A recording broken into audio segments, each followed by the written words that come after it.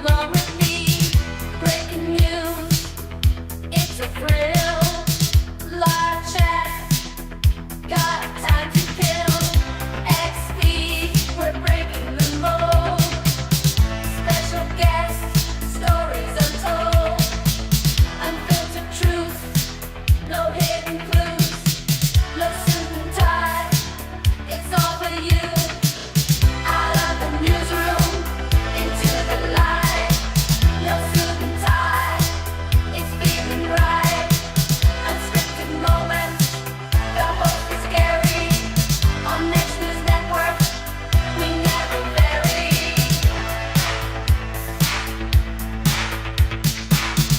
On YouTube, we're streaming live. On Rumble, the chat is alive. On X, we're trending high. And mainstream media's dead, and we are why. Millions of followers, hear us out. Seen all over the world, there's no doubt. We are the future, shining bright. Join the raw feed every night. Out of the newsroom, into the light. No suit and tie, it's feeling right. Unscripted moments, the host is scary. On Next News Network, we never vary.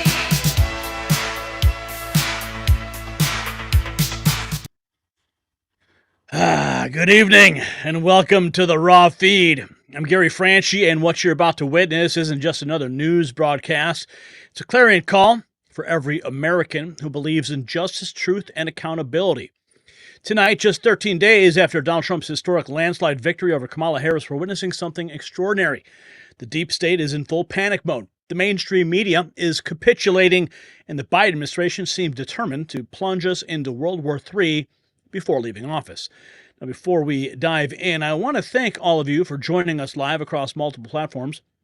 We're streaming simultaneously on YouTube to millions worldwide, Rumble, and X. And if you're not following us on all three platforms, you need to do that right now. The censors are working overtime, but they can't silence us if we all stand together. Speaking of standing together, I see our live chat is already on fire. Now, throughout tonight's broadcast, we'll be featuring your reactions right here on screen. Your super chats, your Rumble rants will get priority between segments. And if you need to get my attention, that is the number one way to do it because the chat moves pretty quick. Remember, this is not just a news broadcast. It's a movement, and your voice matters. Now, here's a pro tip for our loyal viewers. Share the stream via text message to bypass the algorithm. They can't suppress what they can't track. And while you're at it, hit up our new merch shop at Next News Network, shop.nextnewsnetwork.com. It's linked down below. Show the world where you stand with exclusive limited edition Next News swag.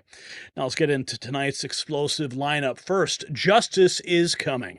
Trump's team is moving to dismantle the swamp, and we have exclusive details about the panic spreading through the DOJ and the FBI. Then watch as the mainstream media grovels. Morning Joe's pilgrimage to Mar-a-Lago exposes their desperate bid for relevance. And third, we're tracking Biden's dangerous endgame as he pushes us towards World War III. Putin's warning about nuclear weapons isn't just talk, folks. And fourth, the Pennsylvania election integrity battle reaches a boiling point as Democrat officials openly defy the Supreme Court. And finally, Elon Musk steps into the InfoWars bankruptcy battle, dealing a stunning blow to the global censorship machine. But here is the thing. We can only keep bringing you these stories with your support. The powers that be are working overtime to silence independent media, and that is why we need your help. The donation links are in the description below, and every dollar helps us fight back against the censorship machine. Between the segments, we'll be highlighting your super chats and your Rumble rants on screen, your comments, your insights, your voice. That is what makes the Raw Feed different from the corporate media echo chamber. So ladies and gentlemen, buckle up. This is the Raw Feed, and we're about to blow the lid off stories they don't want you to hear. Now let's do this and welcome you to the show. Remember, sound off your city, your state, your location, your device, whatever you're comfortable with disclosing, so that we get a real good picture of just how big the Next News family is here. Okay, let's see who we have in the house tonight. Wow, there are thousands already joining us here. Heather in NorCal, John in Maine. We got Darlene in Indiana, Camper 14 in Ohio, Trillionaire in Nevada, South Carolina Chrono is here, Houston, Texas on Android, Sabrina. We've got Australia in the house, Sue. We've got beautiful Idaho, Be Happy. Upstate New York, we got Carl Benj. We got Mistletoe Belonging in Alaska. We got Ventura, California. Northern Idaho is here. We got the Italian Tornado in the house. We got Bright Lord in South Carolina. We got Bushy in Bungholio, Utah. Ashley in Mississippi. We got Kemi in Colorado. We got Kelly in Hershey, Pennsylvania. Recti Gaming in Oklahoma. Mark in Arizona. Who else is in the house? We got Julie in just watching our Android pad. We got Edna in St. Anne, Illinois. What's up, Illinois? We got Kelly in Hershey. We've got Wellington, Colorado. James is here. Who else is in the house? Let's see, keep going. We got, yeah, looks nice, Brian. We got Tyrannical Oregon here. Dave G is in the house. Let's see, Iowa is here. Mary. Vancouver, Canada. Harold is here. Who else is in the house? Sure You has got here. Here swinging the wrench of truth. We got Grand Junction. The rocket, the retard. We got Cindy in Austin. Starfire X in Michigan. Sonia in Pennsylvania. Georgetown, Texas. Elizabeth. Long Island, Sal. Jamie in Indiana. Deus Ex Machina in Kansas. And we've got Maine in the house as well. Jersey. Millie from California. We got Sher from Michigan. Beth is here as well from Western PA. Lana is here from Utah. We got Tamra in Iowa. Ronald in Southern California. Bonnie in Wisconsin. Kim in Minnesota, the rural part. We got Kevin here as well from Minneapolis. We've got Frosty Sprinkles. It's over 9,000, he says. Over 9,000? What does that mean? Over 9,000 what? I think we did see a super chat come in already. A super chat has been tossed into the Alex Jones was right jar. Karen, $1.99. Thank you, Karen. We are with the Second Revolution. Yes, thank you, Karen, for dropping that. And looks like another one just came in. Another one from, Brandon Lewis. Just want to say, sup, everyone. What's up, Brandon? Good to see you here. Pothead Kenny also dropping in a 10 spot. Love you, Gary. Haven't forgot about me, have you? No, Pothead Kenny. Listen, no, I haven't. I know you want me to send something, an autographed thing, and I'm telling you, man, I don't have that much bandwidth, and I got to find something, and I owe a lot of people little trinkets and stuff. I'm not sure what exactly to do here, but I have not forgotten about you. Looks like another Cindy dropping a 5 spot. It is simply a lemon character with heart eyes moving their head from left to right. Thank you, Cindy, for that. Off to a great start with the super chats. Remember, if you want to get my attention, if you have something important you want me to see, that is really the most important thing for you to do. Drop a super chat and I will see it.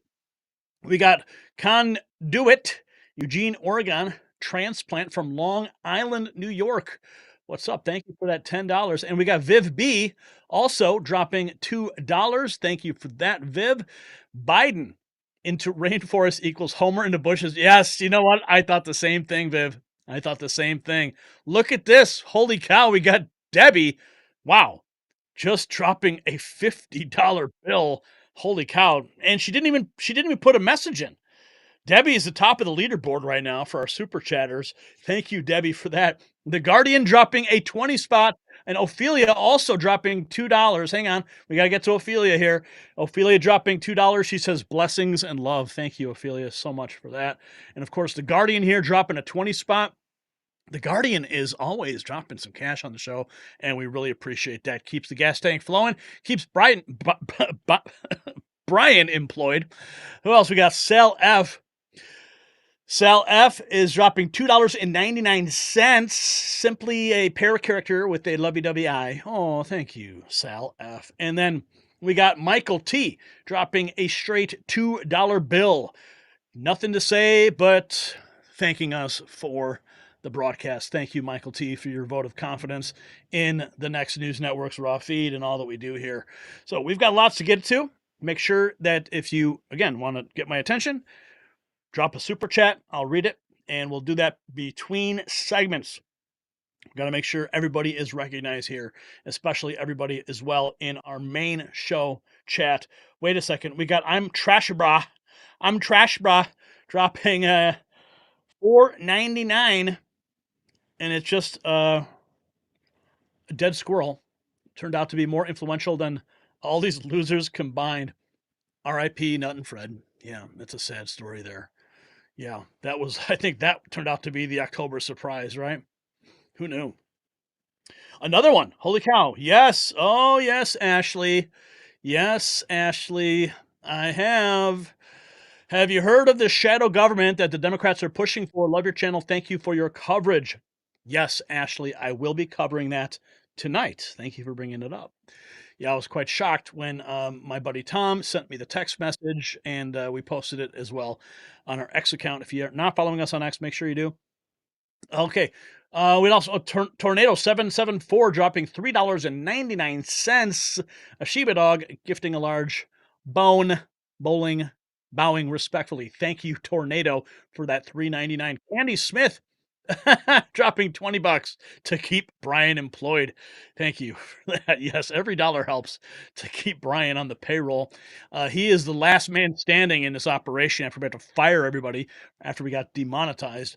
So every dollar helps us dig out of the hole that we have been put in. We got Michael T dropping $2 from Missouri. He simply says, from Missouri, go Trump. And Victor M. Massey Jr. dropping a $5 super sticker, a character appearing from behind a cloud saying, hiya. Well, hiya right back at you, Victor. Okay. All right. You guys ready for the news? You guys hungry for it? You ready? Wait, another one? Okay. All right. I'm not gonna deny the super chats. If you want to drop them, I'll keep going. Who else? We got John Doe. Flourish and prosper. 1999. Thank you, John, for that. We are on a roll already, Brian. We haven't even started. We're already at $168, almost $178 in super chats. How awesome is that?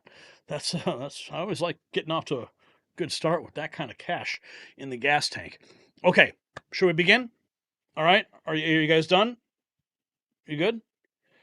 Okay, all right, let's begin.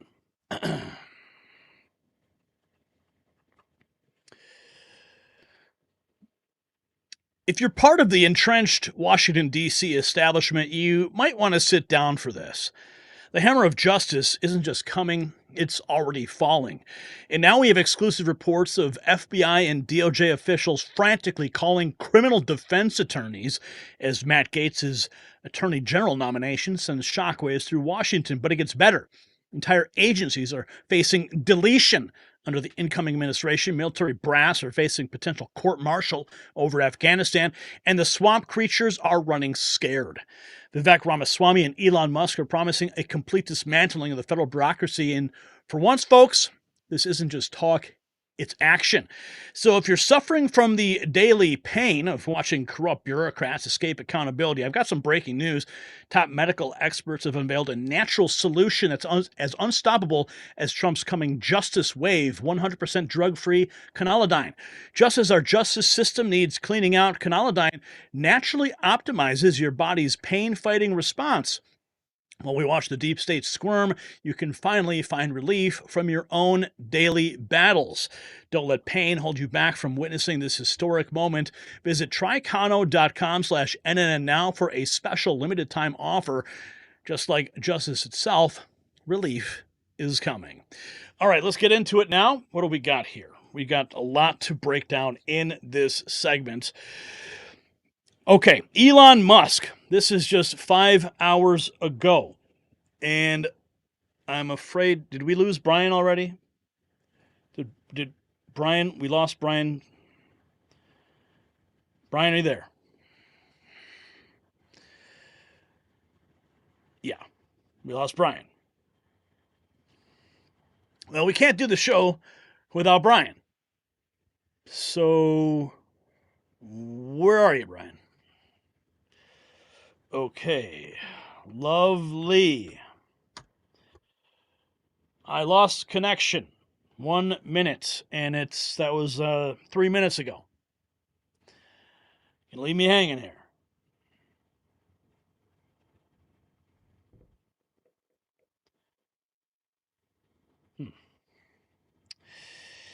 Okay, Brian, are you back yet?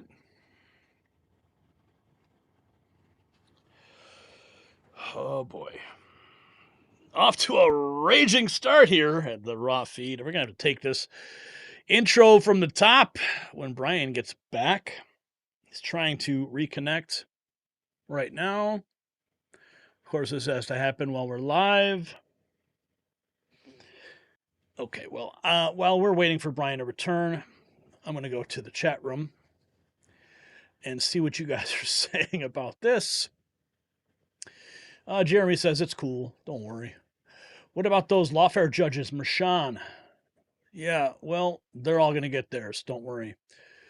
Darlene says, we'll just have to talk amongst ourselves while they fix this. Brian, where you be? Says Nick. They got Brian. Yep, they finally got to Brian. Sure, use like he's going to go get a pretzel right now. Okay. Brian's gone vertical. I hope not. Where the hell is Brian? Says Wildwind. Well, he lost connection. He lost connection to the studio feed, and that's just the way it is. Dutch is like, yoo-hoo, where are you? Crashing and burning here, brah. Improvise. Soldier for Yahweh. Okay, we're working on that. I'm improvising by talking to you right now, soldier. Vicky says, it's all good, Gary. No worries. No worries. Interview Pastor Stephen Anderson. Oh, what's he up to these days? I haven't heard his name in a long time. Brian, get a Starlink. Another voice. No worries. Fill the time. Hi, all, says Fixie Clary. Rich Evans, give it a minute. What's up, Arkansas Salty Dog? Cindy says YouTube being jerks, probably. Brian, sure you's getting the cactus ready for you. Where's JD Vance? JD Vance is probably taking a much needed break right now. Still trying to get in, Brian says. You can't get into the studio, or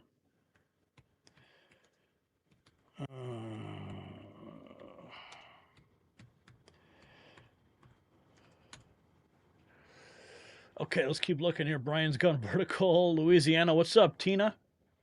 I like an unscripted show, says Jeremy. Yeah. I think it got Brian. Thank you, Gary, for fighting the demons daily. Yes, that's what we do here every day. The fanny case is dropped. We're going to talk about that too.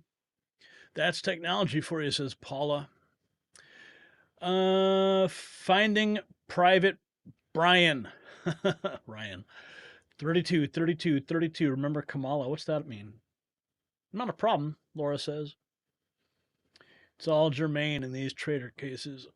Is the fence still around the White House? Probably. Your response to losing, Brian, maybe crackle. I made it. Nice. Hello, brother. What's up, bodyguard? How about the cables cut overseas? Yes, Brian, we got some information on that. What's up with the audio issue? Is there an audio issue you're experiencing, Gary? I'm not sure. It happens. Did they hack you? No, they did not. It's something with Brian's connection. Dance for us? You want me to dance for you? Do I look like a clown? Always look on the bright side of life. Always look on the bright side of life. Doo-doo, doo-doo, doo-doo, doo-doo. Yeah. Great films. Okay, Brian freaking 2. You need a talented web developer on your team. I'm your man, says Rob G. Well, thank you, Rob. Benny Johnson had a few issues today, too. Oh, did he? Oh, okay. Well, I'm Trash Bra. He says, $1.99 says, Brian had just one job. Yeah, he did. Just one job, Brian. BH says, my name's Brian. Well, thank you, Brian. Help small channels grow. Unknown skills. Okay, well, I guess check out unknown skills and help small channels grow. The Clintons got Brian, says J327. I just want to live in peace. Crazy lefties around me are really very grouchy. What the what the hell happened?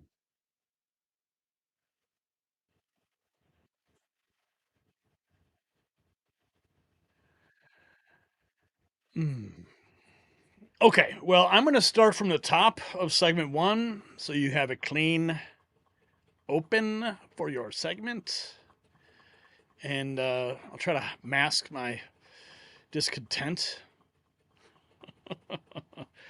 yeah, that's the one right there. Let me get my opening re. Okay, Brian, thank you. Okay, guys, Brian's back. They found his body. He's breathing. Okay, all right. Take 2. If you're part of the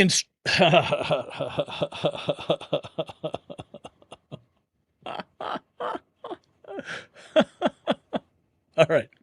How about take 3? Should we do? We think we're gonna get on take 3, Brian? All right. Let's try this again. Okay. Now I got like the giggles. You know what the giggles are? Like when you're trying to do a live show and you just get the giggles and it just doesn't. You can't. There's like no way around it. I don't know what happens and why, but it just happens. Okay. I'm gonna try my best here. Okay. Here we go.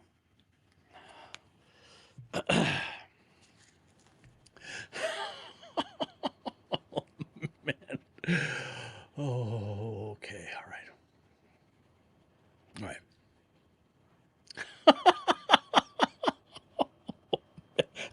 The minute I look at the cameras, the minute I start laughing. Oh, goodness. Okay. Okay, hang on. All right. I'm working on it. All right. Okay. Yes, get in your zone, says Vicky. All right, Susie dropping that $2 bill. Thank you, Susie.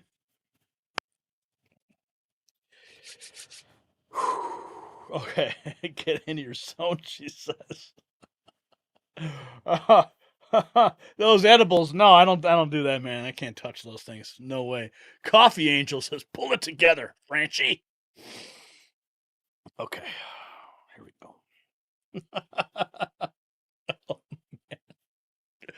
Oh my goodness. Okay, all right, I'm here. There's thousands of people watching, and I'm can't even pull my shit together.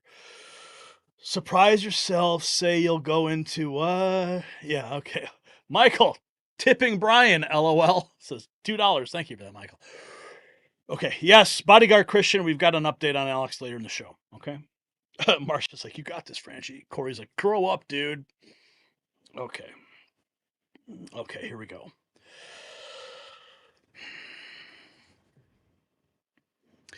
If you're part of the entrenched DC establishment, you might want to sit down for this. The hammer of justice isn't just coming, it's already falling.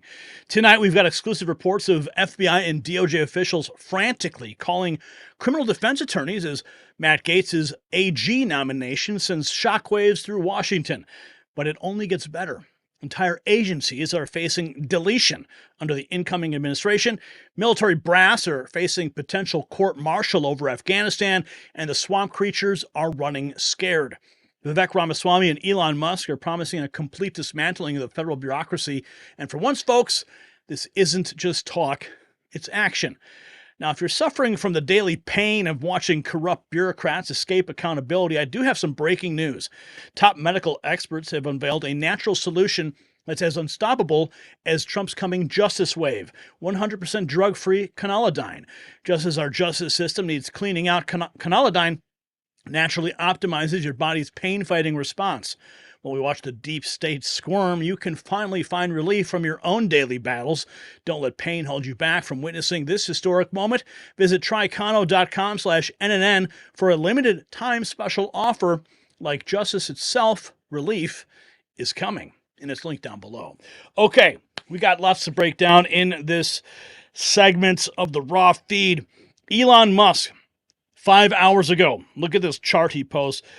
Immediate action is needed to stop the de facto bankruptcy of the United States. Elon Musk sees the writing on the wall. It took over 200 years for the U.S. debt to reach $12 trillion. 200 years, folks. 12 trillion is how much we added in 4 years between 2020 and 2024. $12 trillion. Thanks, Joe. We did it, Joe.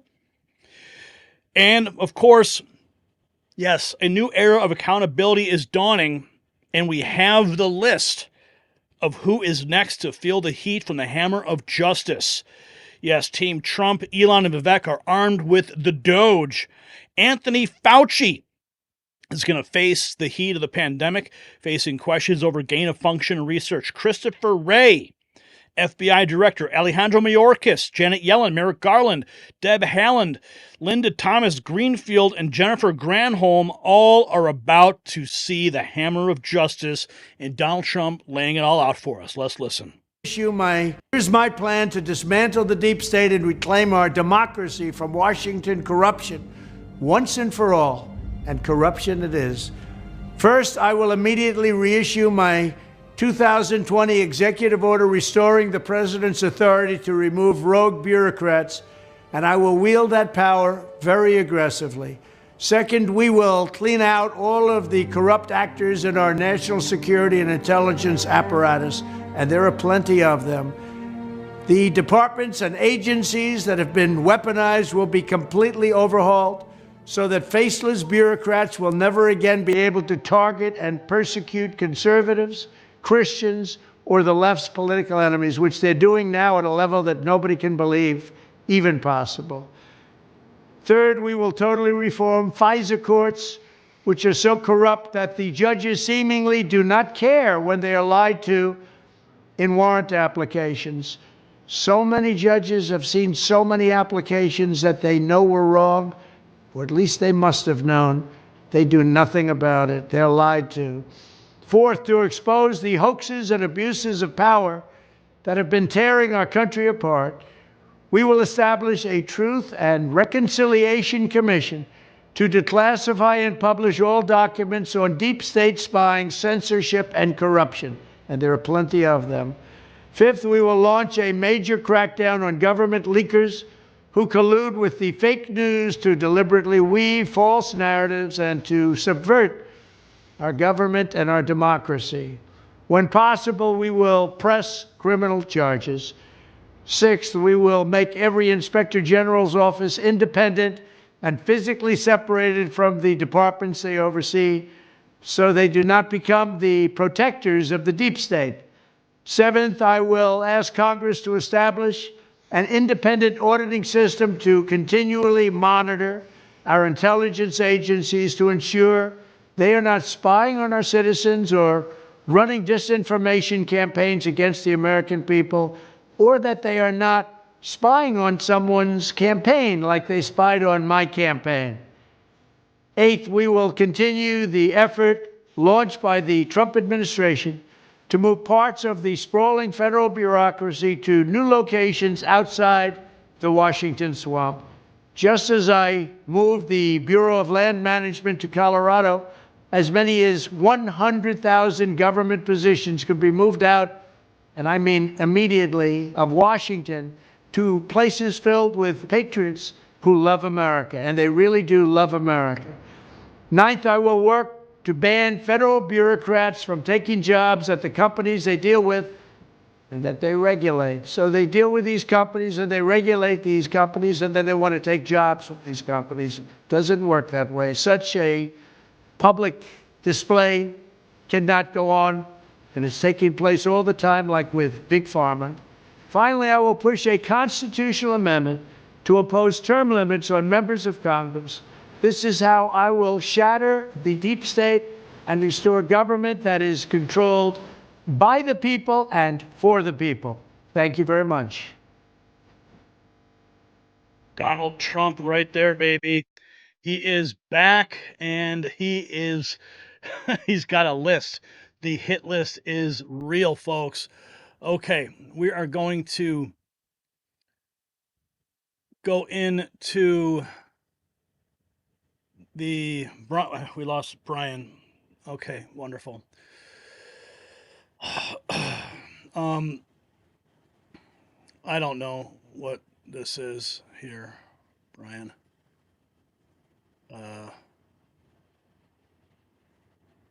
What is this? What is this? Great.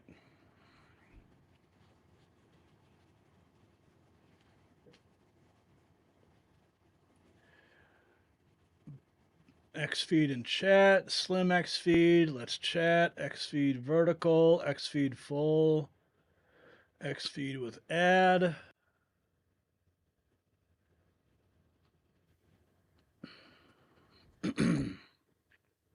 Okay. So you'll have to cut it in here.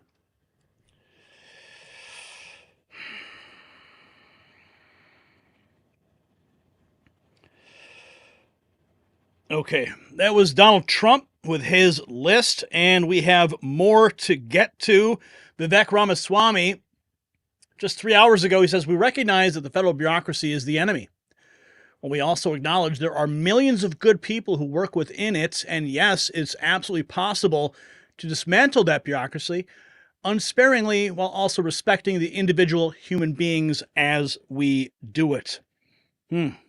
Dismantle the bureaucracy. That's what stands out for me. And of course, as they work to dismantle the bureaucracy and Donald Trump sets up his cabinet, we're learning that a new shadow government, literally a shadow government, has been announced. A friend of mine sent me this post. I couldn't believe it when I saw it, but here it is. House Democrats are denying the results of the 2024 election, and they're trying to form a shadow government to defy and undermine President Trump. Listen to this. Secretary, if Trump attempts to weaponize the justice system against his political opponents with Matt Gaetz at the helm, we could see incoming Senator Adam Schiff as our shadow attorney general, arguing against replacing our independent prosecutors with Trump loyalists. If Trump seeks to eliminate the Department of Education, Congresswoman Johanna Hayes, a former Teacher of the Year, could step up as Shadow Education Secretary to loudly defend public education in the United States. If Trump orders Marco Rubio to hand Ukraine and much of Eastern Europe to Russian President Vladimir Putin, Congressman Greg Meeks, as Shadow Secretary of State, could be a strong voice in support of maintaining international relationships and protecting democracy at home and abroad. Senator Michael Bennet as Shadow Treasury Secretary, and Congresswoman Susan DelBene as Shadow Commerce Secretary could help ensure the middle class and small businesses have a voice in government and call out Trump's proposed tax cuts for billionaires and corporations. As Shadow Defense Secretary, Congressman Adam Smith, a great representative for the people of Washington and not a Fox News host, could counter Trump's threat to use military force against his political opponents and work to ensure that the Department of Defense stays loyal to the Constitution and not some wannabe dictator. And Senator Tammy Duckworth could argue against cuts to the Department of Veterans Affairs that would delay the benefits and care our service members have so rightly earned. If Trump hands over the EPA to big oil ally Lee Zeldin, we could see Congresswoman Kathy Castor pushing back for environmental protection and conservation to protect the air we breathe and the water we drink. And if Trump pushes to ban abortion nationwide, Congresswoman Rosa DeLauro could step in as Shadow Secretary of Health and Human Services to defend women's right to choose and argue against the gutting of Medicare by Trump and his cronies. Mr. Speaker, new times require new solutions. The shadow cabinet isn't just about opposing extreme MAGA attacks on our government. It's also about making clear what we stand for, not just what we're against. If Trump attempts to weaponize the justice Okay, system... folks, you know what? For how many years have we talked about a shadow government? Groups pulling the strings behind the scenes. We were called conspiracy theorists for even mentioning such a thing. But now here we have it, right here on the floor of the House, announcing a shadow government to counter Donald Trump's administration. They're doing it right in the open, and they don't even care. I mean, they could have called this anything else, but they decided to call it this. And also, Insurrection Barbie, 3 hours ago, Democrat dark money advocacy groups are now putting together a strategy to try to stop RFK Jr. from being confirmed as the Health and Human Services Secretary. Apparently, 200 of them had a phone call on Monday where they discussed how they were going to stop RFK Jr. from being confirmed. One idea is to target and to threaten Republican senators to convince them not to vote yes on the appointment. They're going to target GOP moderates such as Lisa Murkowski and Mitch McConnell and Tom Willis. They're hiring teams in several states, which include Alaska, Idaho, Maine, and West Virginia, to lobby senators at the state and local levels so they can blackmail them into stopping RFK Jr. from being confirmed. That is what they are doing. Healthcare organization launching the Stop RFK War Room. This is directly from Politico. So they are working overtime to preserve whatever last pieces of power that they have, because they know RFK is going to come in to the Health and Human Services Department and he's going to start cutting. And it's about time. It's about time. It's actually about health and human services. All right? Not a summer of pride. Leading report, Trump's former strategist Steve Bannon says former Joint Chiefs of Staff General Mark Milley should be recalled to active duty and brought up on charges and court-martialed. What do you think about that? We've also got this. President Trump announcing that he is nominating former Congressman Sean Duffy of Wisconsin, who's also a Fox News contributor and a Fox Business co-host, to serve as U.S. Secretary of Transportation.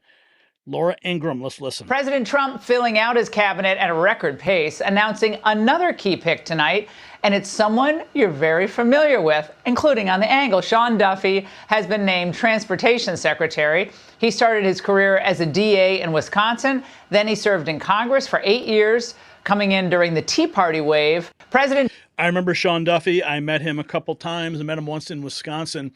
We got this. Okay, I thought this was a great post to share with you guys, because there's a new feeling that's sweeping the country. And this is Farzad. It says, someone told me, ever since the election, it feels like America from the 1980s. Can someone confirm? The 80s were awesome, weren't they? Yeah, my favorite decade. But it definitely feels like there is a cloud has been lifted. We can finally breathe freely again. The moment that Donald Trump was declared the victor, it seemed like a weight of demonic forces lifted off of this nation. And it is absolutely beautiful. Also, this Trump War Room posting, Donald Trump Jr. It's about time. It's about surrounding my father with people who are both competent and loyal. Let's listen. On his promises. I think the reality this time is we actually know what we're doing. We actually know who the good guys and the bad guys are. We know who the guys are fake. And it's about surrounding my father with people who are both competent and loyal. They will deliver on his promises. They will deliver on his message. They are not people who think they know better as unelected bureaucrats. And so a big part of that process is just something that we didn't understand in 2016, where he came to Washington, D.C. He had no experience. He didn't know any of the 4,000 people that make up the plum book, which are the presidential appointees. So now we have a great understanding of that, and we can have a cabinet that is so powerful in delivering the America First message that the American people clearly voted for on November 5th. Oh, yeah, it's about to happen, friends. We also got this. Just a couple days ago, Trump's pick for FCC chair, Brendan Carr, says the censorship cartel must be dismantled, including Facebook, Google, Apple, Microsoft, and others. It's about time. The censorship cartel needs to die. And too many people have been affected. I'm sure how many of your Facebook posts or your old X posts have been fact checked, or you had like a little screen that went over it and said, you can't see this, see the fact check first. How many times has that happened to you? Well, those days are over. We're also learning this. The Boston Mayor, Michelle Wu, says her city will not be cooperating with mass criminal illegal alien deportations. Yeah, let's see about that. City can override. What will Boston's response be if these mass deportations take place? Yeah, look, elections have consequences, and the federal government is responsible for a certain set of actions, and cities, no individual city can reverse or override some parts of that. But what we can do is make sure that we are doing our part to protect our residents in every possible way, that we are not cooperating with those efforts that actually threaten the safety of everyone by causing widespread fear and having large-scale economic impact. What will Boston... Isn't she the same mayor that hosted a Christmas party and made sure that no white people were involved? Yeah, talk about inclusion, right? Tom Fitton also noting that conservative movement leaders are lining up in support of Matt Gaetz, which is a good sign. Borders are Tom Homan's top 3 priorities upon taking office. We're learning about some of these now. A lot of people have wondered, how is this going to work? So how will it work? Well, look, I think the president's been clear on the stage. As far as the deportation operation, we will prioritize public safety threats and national security threats because they pose the biggest danger to the United States. Security, he's got 3 rails. So we'll do the deportation operation with the priorities I just talked to you out of the gate. That'd be the priorities. Second thing is secure that border. Lock that border down and catch and release and secure the border. The third rail is we got over 300,000 missing children. Over 500,000 children have been trafficked into the United States. This administration released them to unvetted sponsors, and they can't find 300,000 of them. And based on my 3.5 decades, some of these children are in forced labor. We already found some in forced labor. Some are in forced sex trafficking. Some are living with pedophiles. We need to save these children. So that's going to be the third rail. But a lot of people have wondered. Save the children. Donald Trump Jr., dear Democrats, if you weren't insane last election, if you didn't play every game imaginable, Trump would be done in 60 days. He would have had 4 years of reasonable stability with people, slow rolling his policies, doing your bidding. Now you'll have 4 years of real change. And I actually did a quote tweet of this because I've been saying this. If they had just not stolen the 2020 election, Donald Trump would be on his way out of office right now. It would be over.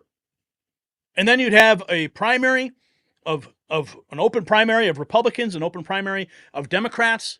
May the best man win. May the best idea come to the surface. But no. Yes, elections do have consequences. And now you're about to learn what those consequences are. You mess with the bull, and now you're about to get the horns. Also, some more good news on this front. The Georgia court has now halted arguments in the Trump election case. A Georgia appeals court canceled the December 5th hearing of DA Fani Willis' election case against Trump, offering no reason. No reason. We're just going to cancel it. No reason. Trump sought to disqualify Willis over an alleged conflict of interest, but a lower court found no grounds for removal. The future of the case remains uncertain, according to the Associated Press. Yes. Goodbye, Fani Willis. And then we have this. Did you guys see this one?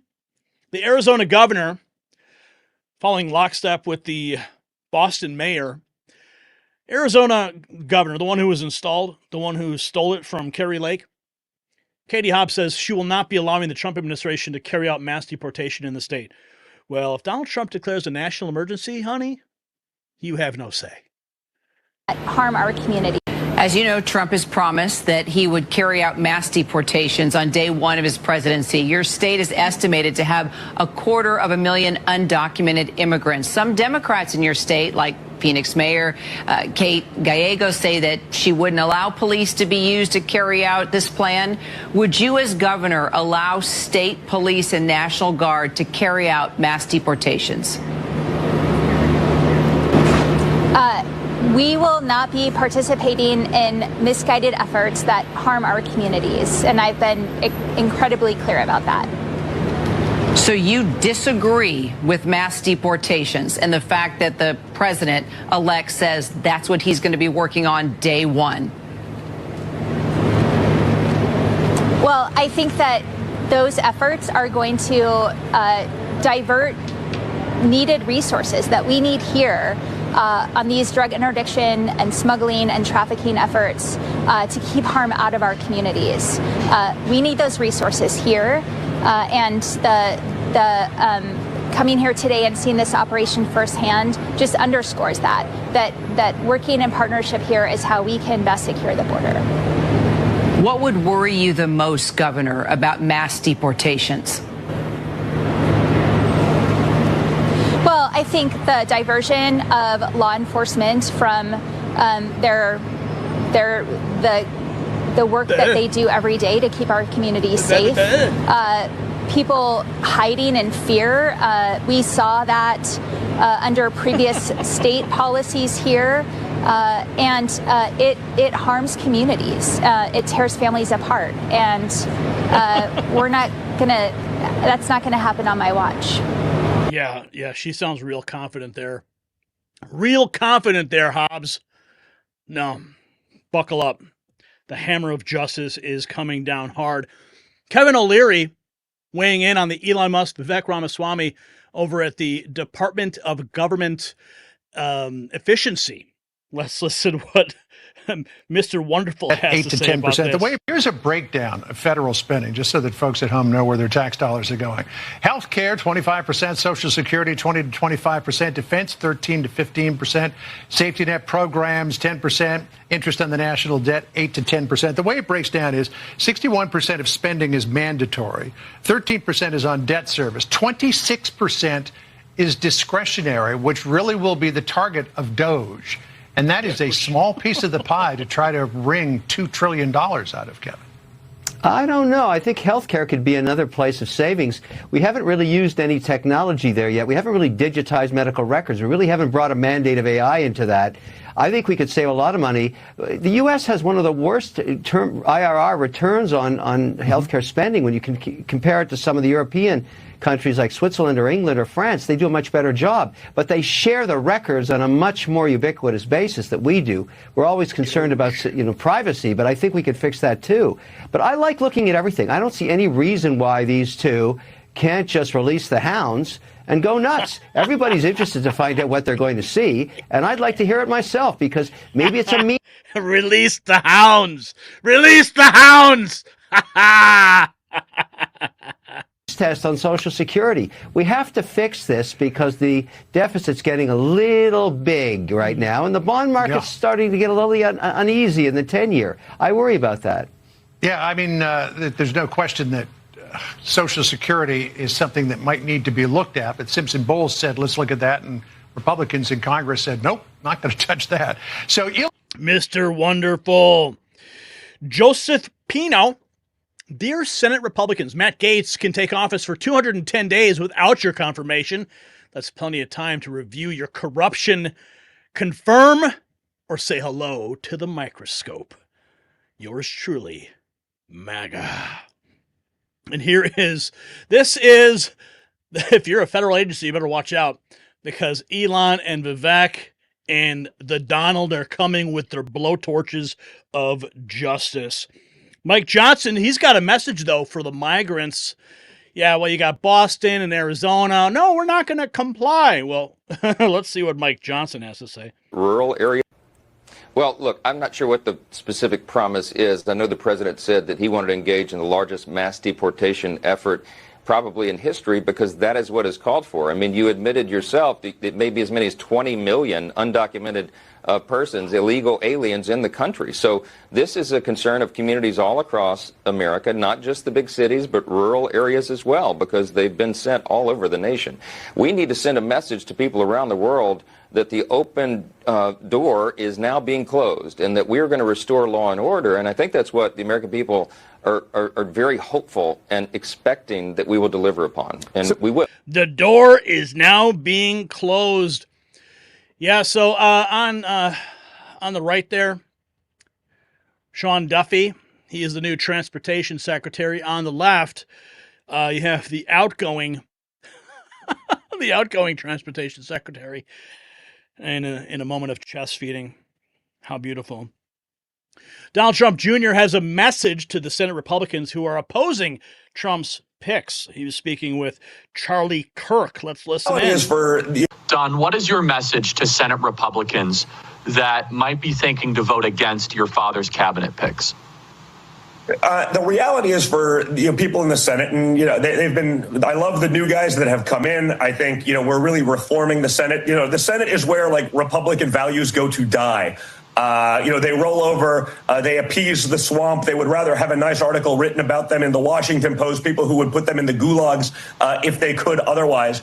There's really a mandate. You only have control of the Senate because of Donald Trump. I mean, I do think we had some great candidates, but they would not have won. Bernie Moreno is a good friend. He would not have beaten a 50-year veteran of the swamp, Sherrod Brown, in Ohio, if it wasn't for Trump. That mandate, being able to ride on those coattails, that doesn't take away from Bernie. But those people have to understand. John Thune in leadership has to understand he's only the Senate majority leader because of Donald Trump. Without that, you'd be relegated to insignificance. You'd be in the background. You wouldn't have any power. You better make sure that you're confirming his appointments because the American people sent a very clear mandate to them. They want change. They want to see what's going on. It is no longer business as usual in Washington, D.C. So they better understand that, and I hope they do.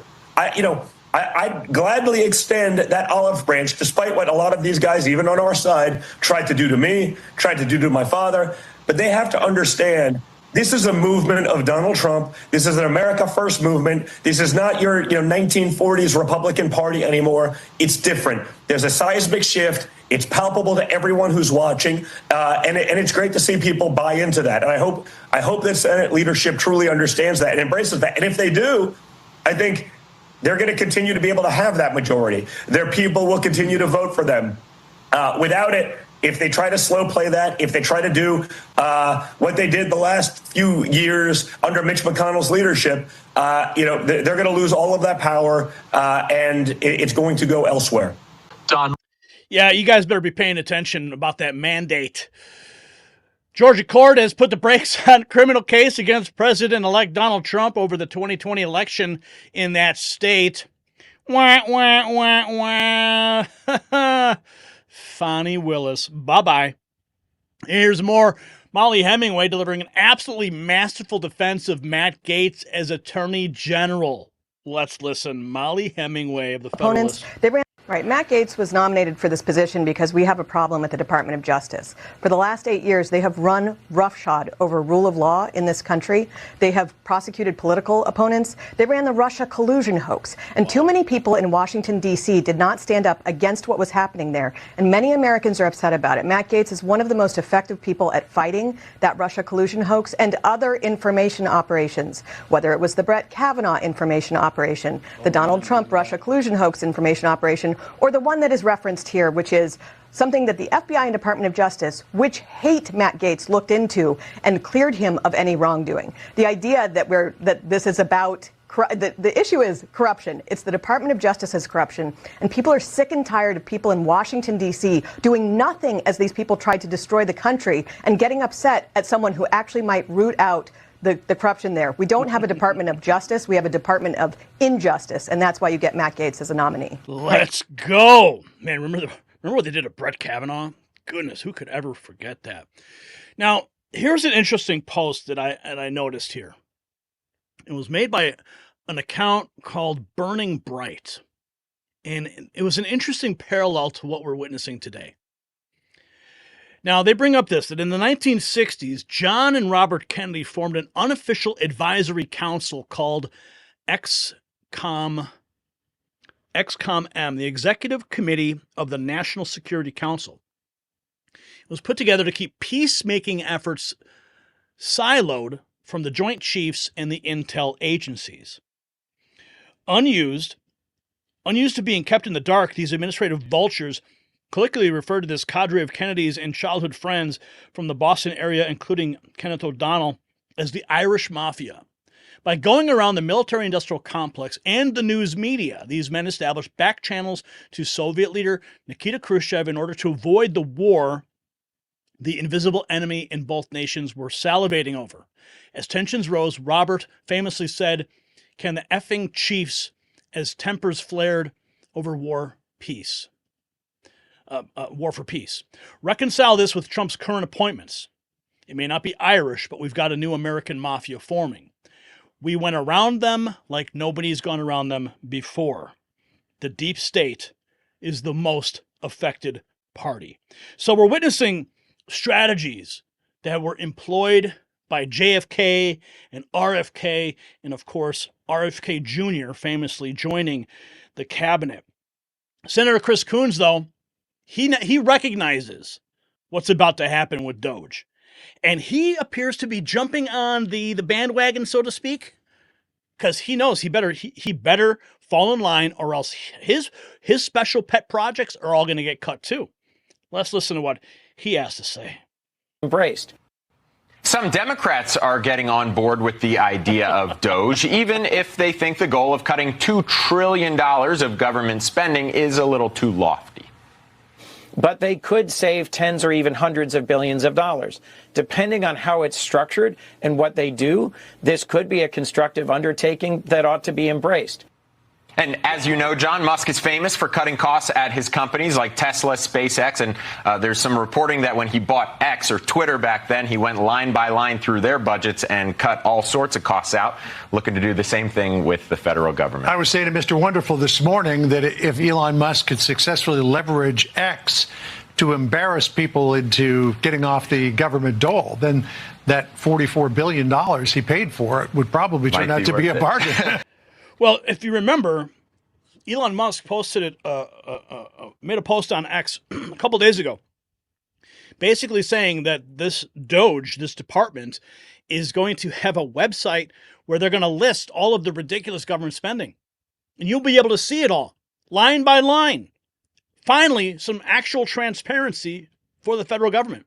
And you'll be able to vote on which little programs deserve the axe. Oh, it is going to be glorious to watch. And now we're learning this, of course, Donald Trump pushing hard for Matt Gaetz as the Attorney General. President-elect Donald Trump is making personal calls to senators, urging them to confirm former Representative Matt Gaetz as his Attorney General. And here's why it matters. Because Trump is not just asking, he is demanding. This is a clear power move signaling to Senate Republicans that Gaetz is his guy and he won't take no for an answer. Senator Kevin Cramer spilled the news. Trump believes Gaetz has the fearlessness and ferociousness to shake up the DOJ. He's not playing games. Trump is putting his political capital on the line for this. Another senator confirmed Trump's direct calls, urging colleagues to fall in line. So why it's huge? Trump is going all in on Gaetz, betting big on someone seen as polarizing. The message, loyalty pays and resistance is futile. So what do you think? Is Gaetz the fearless reformer the DOJ needs, or is this too much too soon?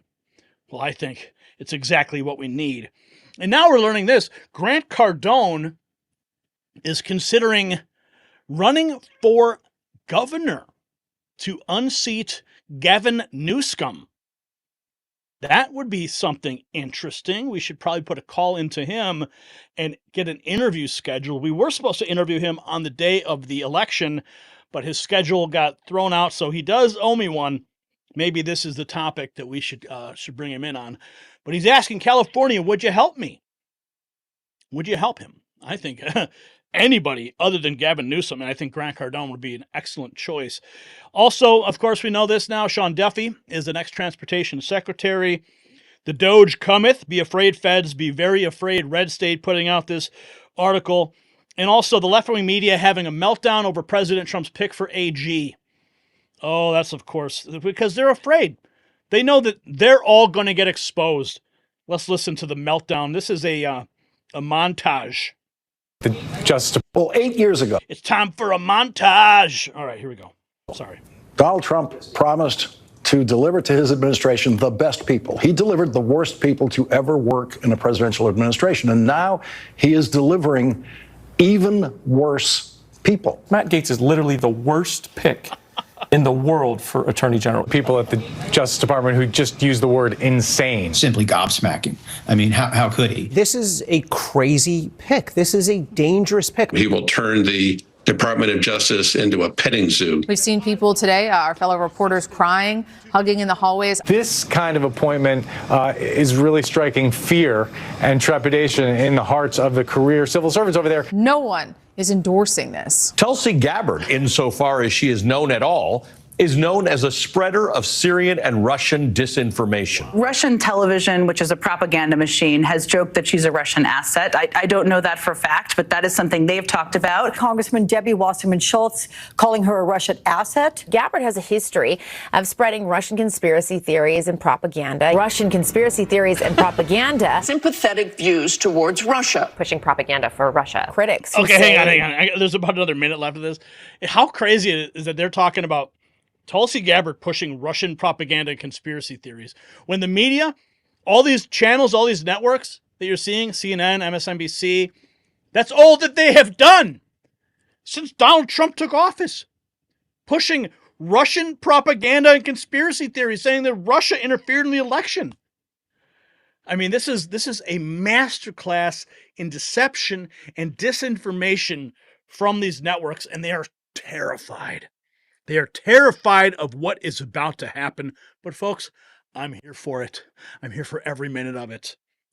That Gabbard would be a threat to America's national security. You can't even make this stuff up. The Tulsi Gabbard, the Peter Hegseth nomination. Donald Trump has picked Fox News host Pete Hegseth to lead the U.S. military. We're going to look at Hegseth's role in Trump's controversial pardons of accused war criminals. Trump's proposed Secretary of Defense defends war criminals and displays tattoos associated with white nationalism. White supremacist and extremist tattoos on his body. This is someone who, is known to be a white supremacist, known to be an extremist. The shockwaves from those cabinet elections are still reverberating here in Washington tonight, where gasps could be audibly heard on Capitol Hill. They are well outside any conceivable norms for competence and character. Thank you, MRC Newsbusters, for that clip. But this is what the American people voted for. Texas Representative Troy Nehls, here's what he has to say. To embrace his mission and his goals and objectives, whatever that is, we need to embrace it. All of it. Every single word in his mission statement, we need to embrace. If Donald Trump says jump 3 feet high and scratch your head, we all jump 3 feet high and scratch our heads. That's it. Yeah, you guys all better. Elon Musk tweeting this just 2 days ago. There will be consequences for those who pushed foreign interference hoaxes. The hammer of justice is coming. Here is Steve Bannon saying that my strongest recommendation to the president on day one is recall General Milley to active duty and make him face a court-martial. Listen. Would support this. Your thoughts, particularly the Defense Department, where right now they're going through and they have their lawyers saying, oh, we really got to figure out what's a lawful order. Didn't we go through this with Milley? And my strongest recommendation to the president, I think Mike Davis would support this, is to on day one, recall General Milley to active duty, which the president's commander-in-chief has full authority to recall him to active duty and make him face a court-martial. Court-martial him. And let's see what a military tribunal says about Milley's activity as chairman of the Joint Chiefs of Staff from June of, let's pick some random dates, from June of 2020 until the 19th, the 20 high noon on the 20th of January of 2021. Eric Prince, your thoughts? Yeah, he acknowledges that he was in contact with the Chinese counterparts. Is that really within the Constitution for him to be doing that? I don't think so. That's not his role. Look, there needs to be a culling of the senior ranks. You have as many general officers now as we did during World War II when we had 10 times as many troops. So there's a reason we have so much bureaucracy and so much ineptitude. It's because it's a massive blob of a committee. President Trump needs to consolidate and severely reduce the massive Pentagon bloat, both civilian population and especially amongst general officers and colonels. We need a lot more teeth and a lot less tail. You have about 12 tail for every tooth you have in the Pentagon right now. So the whole Pentagon needs to go on a diet, including Mark Milley. Get that up. What about this over the Pentagon? They're going through right now and getting the lawyers to see about the quote-unquote lawful orders. How intense is the obstruction of President Trump as he tries to put in America First policies in the Pentagon? He has not announced his Pentagon, his Secretary of Defense. He has announced that Congressman Walz will be National Security Advisor. Marco Rubio will be the Secretary of State. But talk to me about the Pentagon itself at the second and third tiers going through right now and trying to Trump-proof the Pentagon. Well, first, let me talk about Mike Waltz. It's a fantastic pick. And just contrast him to Jake Sullivan, who is a Senate staffer who never did anything difficult or dangerous in his life. He literally hung around the swamp and floated to the surface, versus Mike Waltz, who is a combat leader. His men loved him, served well in Army Special Forces. That's the right person to be helping guide the president's policy about sending people, committing troops or not, as to what is America's interest. The second and third layer of bureaucracy in the Pentagon, look, the whole thing needs a massive culling. They're used to kind of doing their own thing because you have an entire military that has got used to a culture of no accountability. No one's been fired for the debacle that's Afghanistan or Somalia or Yemen or any of these things. So nobody's used to being fired. There's nothing like a massive firing that needs to reshape their minds. Oh, it's going to be a massive reshaping. Trump's team is getting list of all the U.S. military officials involved with the botched Afghanistan withdrawal. Charges of treason are being considered for some military officers. No justice, no peace. Who can ever forget this famous moment when all those Afghans were running along the tarmac at the military base celebrating? Yes, but President Donald Trump, elect Donald Trump, reportedly might include court-martial for top Biden administration military officials responsible for the deadly Afghanistan withdrawal. Newsmax reporting. Vivek Ramaswamy, this is awesome. This is great, folks. Oh, this is like one of my favorite clips that I just saw. Listen. We expect mass. Are you expecting to close down entire agencies like President Trump has talked about the Department of Education, for example? Are you going to be closing down departments? We expect mass reductions. We expect certain agencies to be deleted outright. We expect mass reductions in force in areas of the federal government that are... He said deleted outright. Delete. We expect mass reductions. We expect certain agencies to be deleted outright. We expect mass reductions in force in areas of the federal government that are bloated. We expect massive cuts among federal contractors and others who are overbilling the federal government. So, yes, we expect all of the above. And I think people will be surprised by, how quickly we're able to move with some of those changes, given the legal backdrop the Supreme Court has given us. Oh, man, the swamp is freaking out. He's like, we're just going to delete whole bureaucracies. The swamp is fighting hard, though, to avoid being drained. Yes, Elon Musk saying this after labeling Tulsi Gabbard an apologist for Putin. Russiagate conspirator and laptop hoaxer John Brennan warns that she won't be apolitical. John Brennan, really? So many of our... So let me just start with Tulsi Gabbard, because you served as the CIA director for 4 years. What would having her in charge or in the role of director of national intelligence mean for the intelligence apparatus of the U.S. government? Well, I think there's so much uncertainty about what Ms. Gabbard would bring to the job. As you pointed out, she has been an apologist for Vladimir Putin and Bashar al-Assad.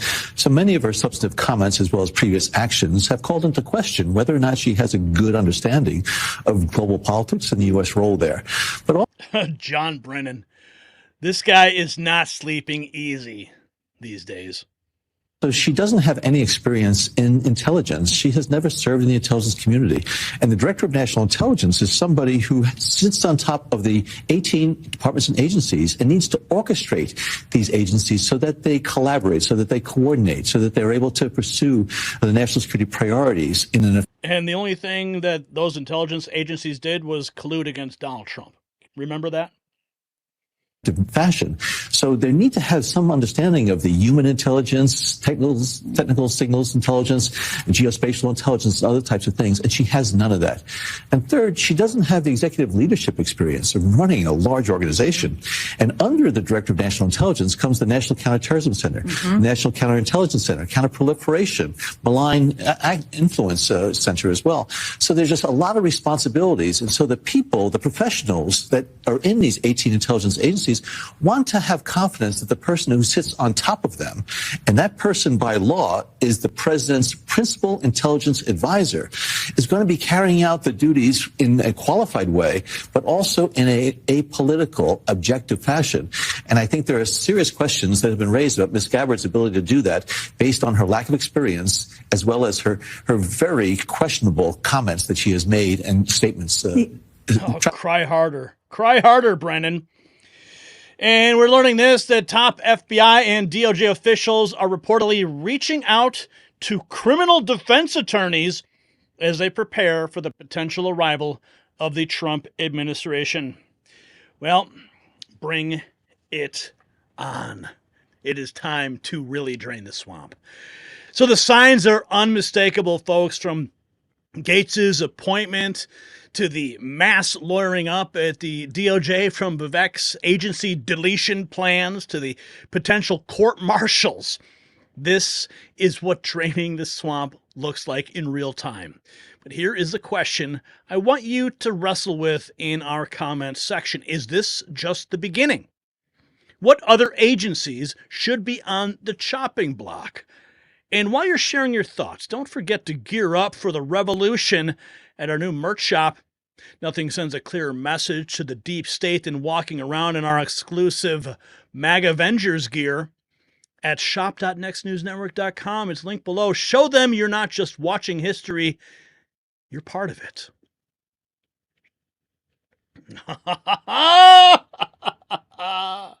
Oh, these are glorious days to be alive. Glorious, glorious days.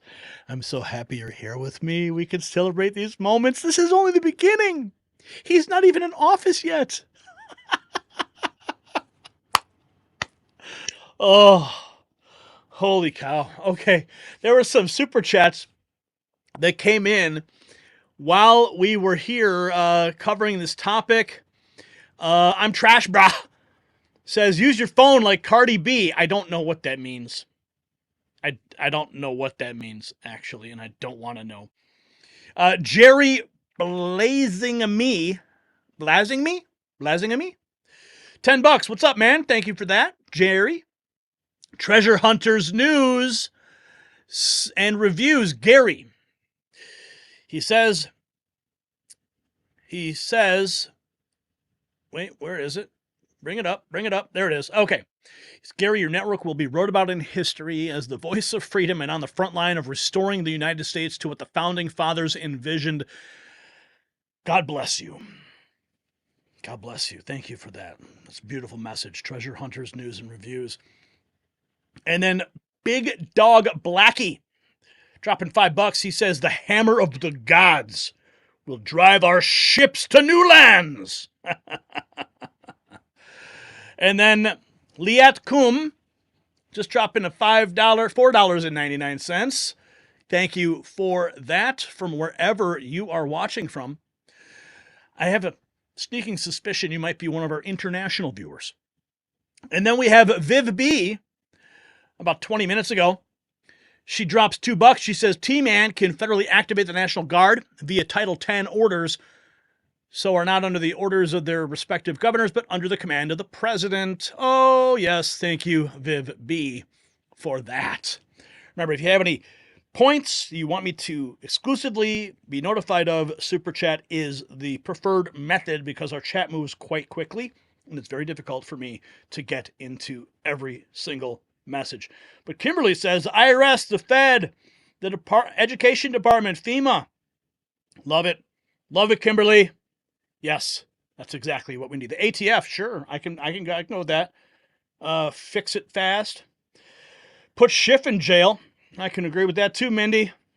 I can agree with that. Okay, we got to get to our next segment. Hopefully we won't lose Brian this time. Brian, you still with us, right? You still there? All right, I think he is. Okay.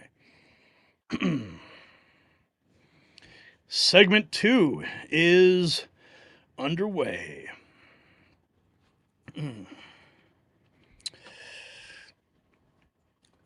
Remember when Morning Joe, they called Trump a fascist? When Mika Brzezinski said he would destroy democracy? Well, something remarkable just happened at Mar-a-Lago. The same media elites who spent years attacking Trump are now literally kissing the ring. Joe and Mika's pilgrimage to Florida isn't just a meeting, it's a surrender ceremony. But here's what's really fascinating. Even as they grovel, their own network is imploding. Staffers are in revolt. Jen Psaki admits Democrats are in the wilderness. The entire leftist media apparatus is crumbling before our eyes. This, ladies and gentlemen, is what winning looks like. And let's be honest. The mainstream media's weakness is on full display, but unlike them, you don't have to surrender your strength. Recent studies show that modern men face unprecedented attacks on their natural testosterone levels, just like the attacks on truth and freedom.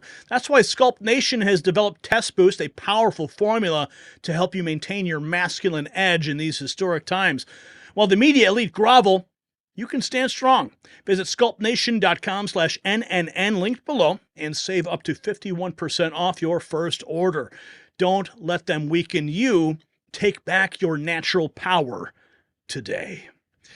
We thank our sponsors for making this show possible. One American News reporting just 4 hours ago, Media Research Center VP Dan Schneider with Dan Ball on Real America discussing censorship and the mainstream media. Oh, yes, the party's over, folks. What a difference a couple weeks makes.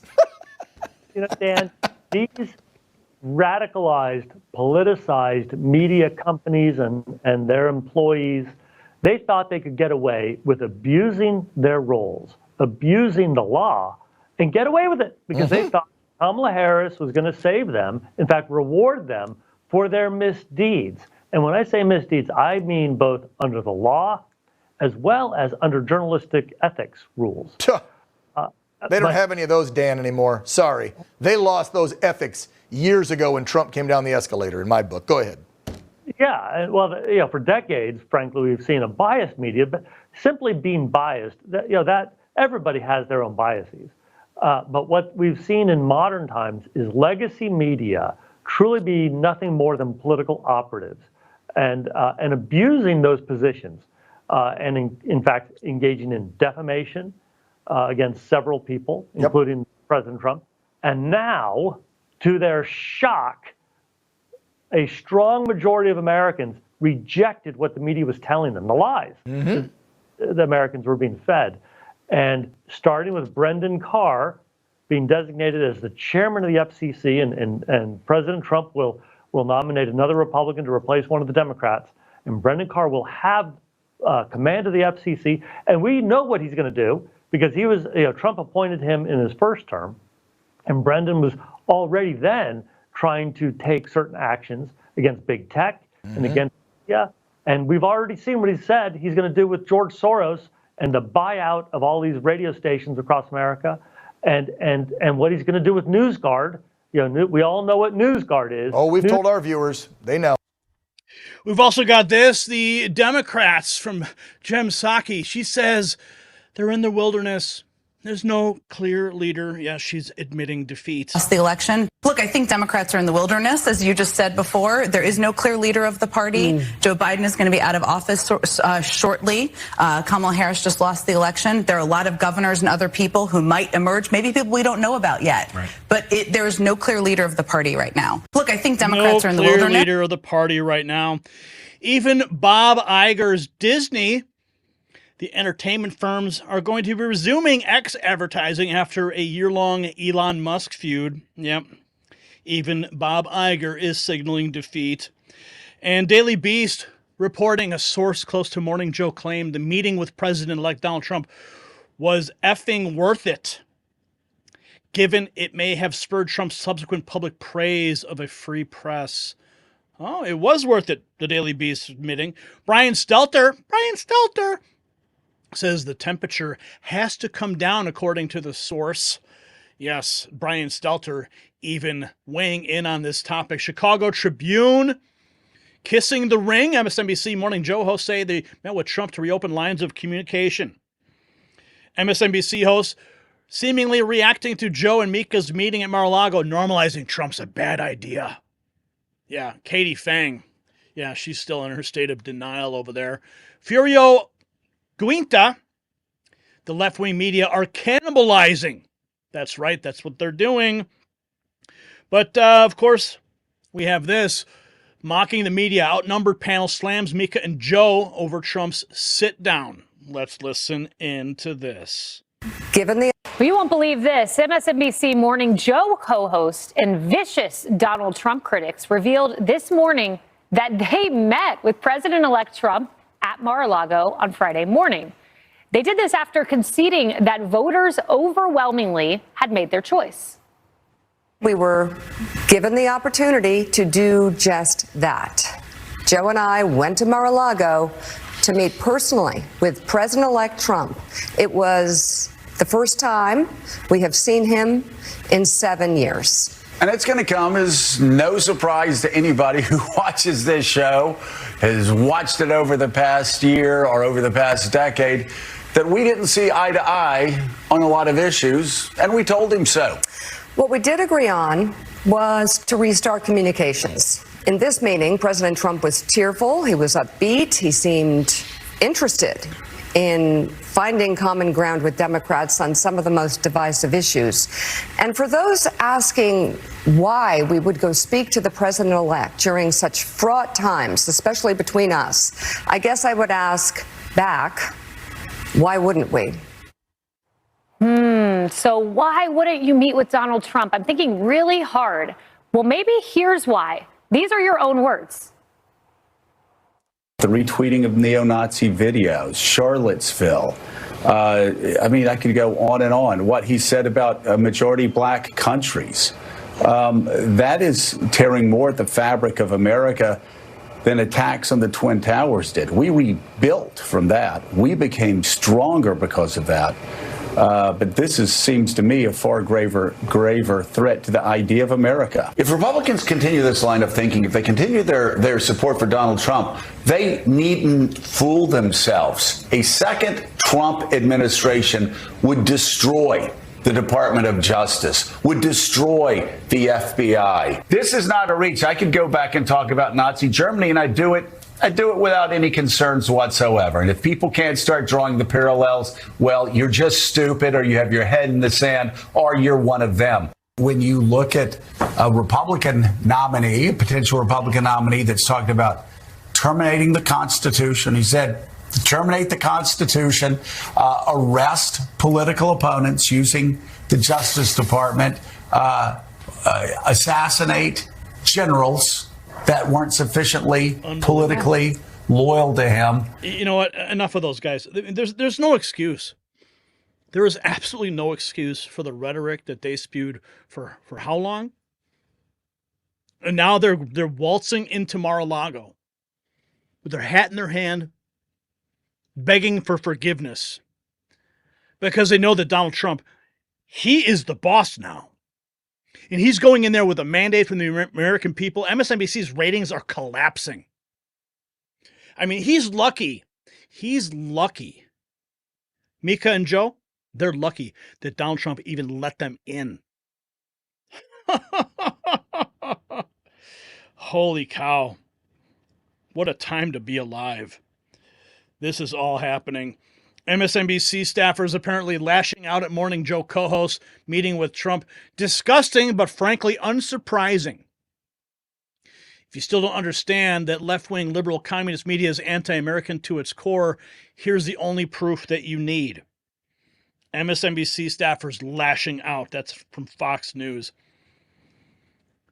Because they know that they are sliding into obscurity because it's been having a conversation with itself. The left-wing fake news media is rapidly sliding into obscurity because it's been having a conversation with itself. It's an echo chamber.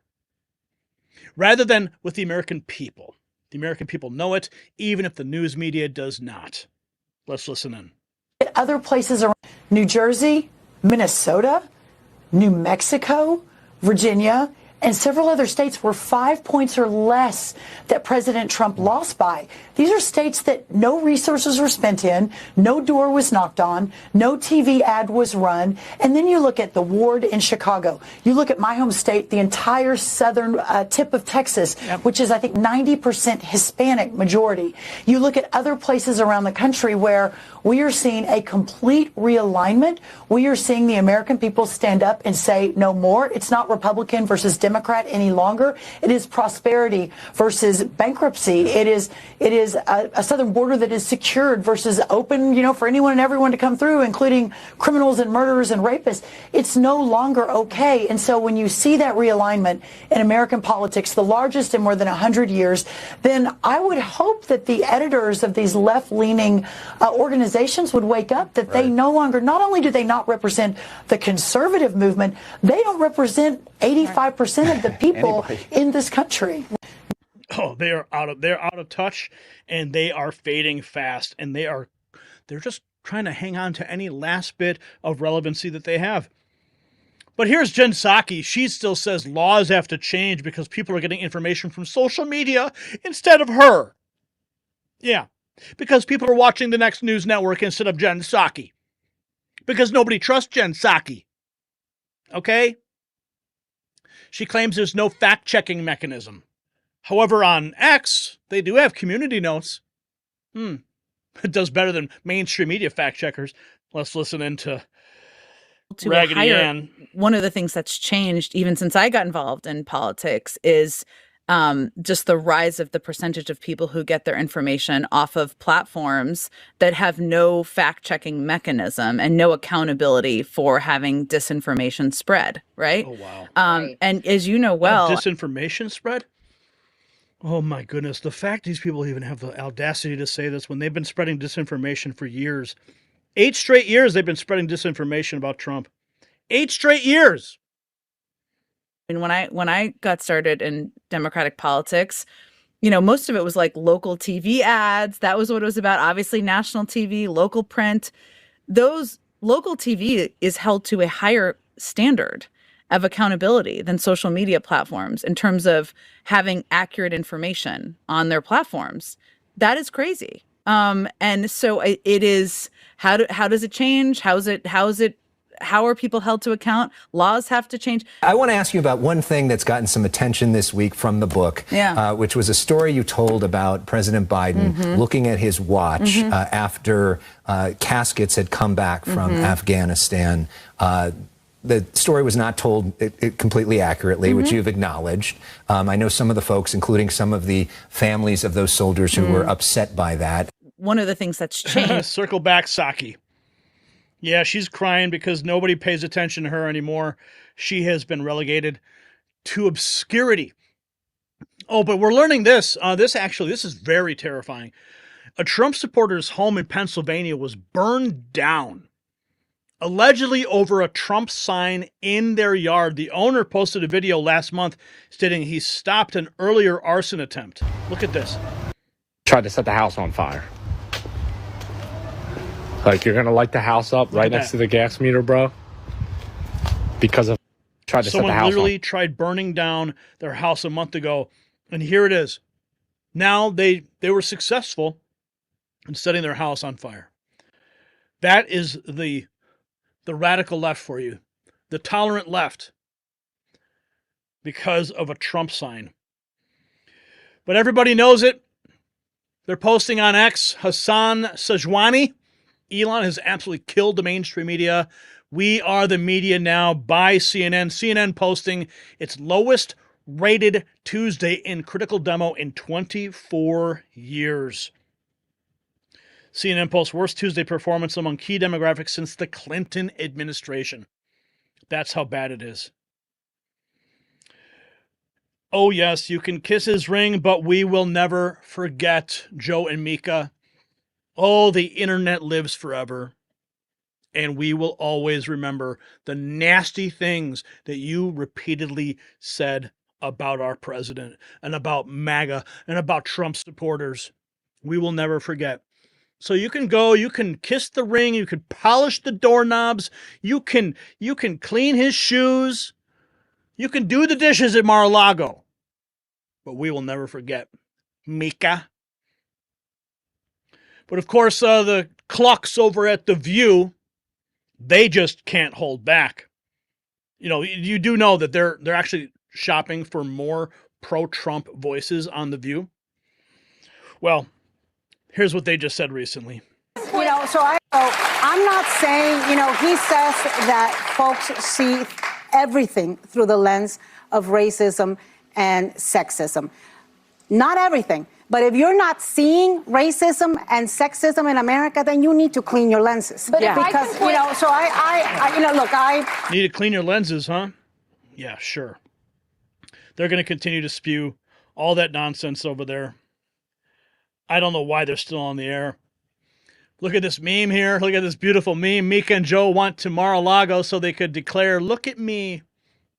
Donald Trump as the Don. Look at him. There you go. Meanwhile, Hunter Biden was spotted at Disneyland. Wonder what he was doing there. Yeah, I'm sure we're going to have a lot of creepy comments regarding that. Hunter Biden going to Disneyland. Creepy, creepy, creepy. Megyn Kelly, though, she's responding to the Morning Joe. Oh, wow. Let's listen. I searched for a way to respond appropriately, and I called on my 10 years as a litigator in addition to my now 20 as a journalist, and I think I found the perfect phrase, go fuck yourselves. Go fuck yourselves, you dishonest jokes of faux journalists. What an absurd farce that was, Glenn. Which one was insincere? He's Hitler, or now we're going to speak truth to power and find a way of speaking to and working with Donald Trump? Which one was a lie? You know, Megan, I've thought about this. This is not hyperbole. I've given actual thought to this. I've done rankings. Joe Scarborough and Mika Brzezinski are the most humiliated and pathetic people in all of corporate media. And I realize there's a lot of serious contenders for that crown. So if other people have someone they want to slot number one, I wouldn't necessarily say it's unreasonable. But the thing about them is, unlike other people in the media who have been completely unhinged about Trump being Hitler, Trump being in bed with Putin, the Steele, all of that, those people actually believe it. Like, they're that insane. Wow, Megyn Kelly dropping a double F-bomb. So the spectacle of Morning Joe's Mar-a-Lago pilgrimage, it tells us everything we need to know about the state of the mainstream media. They're not just losing, they are surrendering. Disney crawling back to X, Jen Psaki admitting defeat, and now this. But here's what I want you to ponder in our comment section. Can we ever trust these media figures again? Or is this just another tactical retreat before their next attack? And speaking of making statements, our new MAGA Avenger gear, well, it's flying off the shelves over at shop.nextnewsnetwork.com. Link down below. Each shirt commemorates this historic new administration. So wear it proudly. Let everyone know you witnessed the moment of truth when we finally prevailed over propaganda. All right. Floyd dropping $5 in the jar in the super chat. He says, Mika and Joe went to Mar-a-Lago to keep their necks intact. And Brian, I am having a serious problem with my earpiece again tonight. Just like I did on election night, and it was working during the first part of the show, and now it's not. So I'm going to try and I'm going to see if I can, I don't know, this thing doesn't seem to be working. I had another, I'm going to have to order some new earpieces. This is just out of control. I don't know what's going on, man. I mean, we've been using this stuff for how many years? And it finally just gives out, right? Well, oh, what's this? What's this piece here? Oh, maybe this will work. I don't know. Let's see.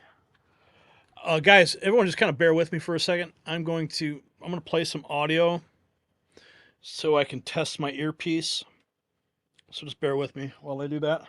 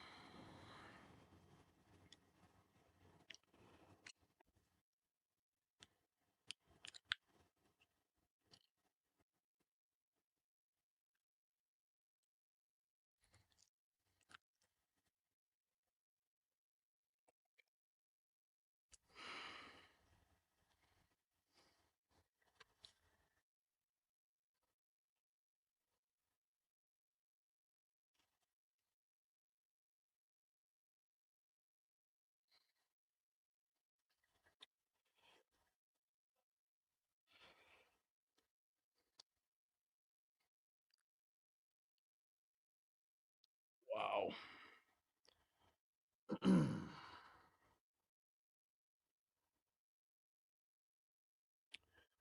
Hey guys, everyone just kind of hold on a second. I gotta see if I got another adapter somewhere around here.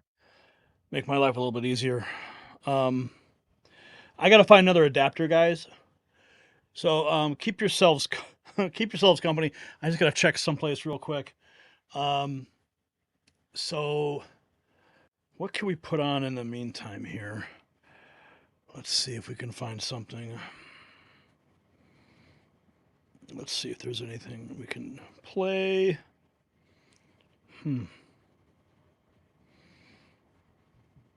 Trump. Let's see if there's a good Trump speech we can run for a minute. I apologize for this, guys, but I'm not going to be able to hear my pieces, my sound bites.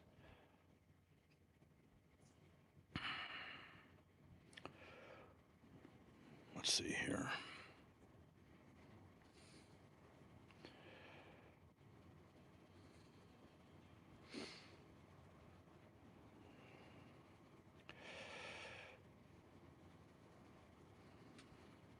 Oh my.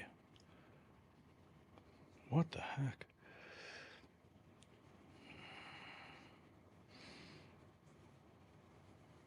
Okay, let's see. Okay, this is Trump at Mar-a-Lago just a couple days ago. Let's run this for a second.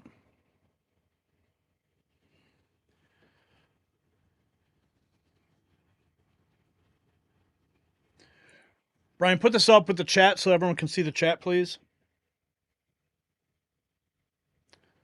Brian, put this video up with the chat room. I'm not sure. The Champ, what a movie that was, right? No, not that. But I want to thank everybody for being here. You know, when just video and Mrs. Post and E.F. Hutton, her husband at the time, when they built Mar-a-Lago many years ago, the Roaring 20s, it was the Roaring 20s, and we're hotter right now than they ever were in the Roaring 20s, I believe. And we're going to be a lot hotter, but we're going to keep it going. We're not going to have 1929 happen. Although, if it would have continued the way it was, it might not have been too good. But when they built it, nobody knew what was going on. Nobody knew opulence. Nobody knew real luxury. Nobody knew poverty. They didn't know anything, and they learned a hard.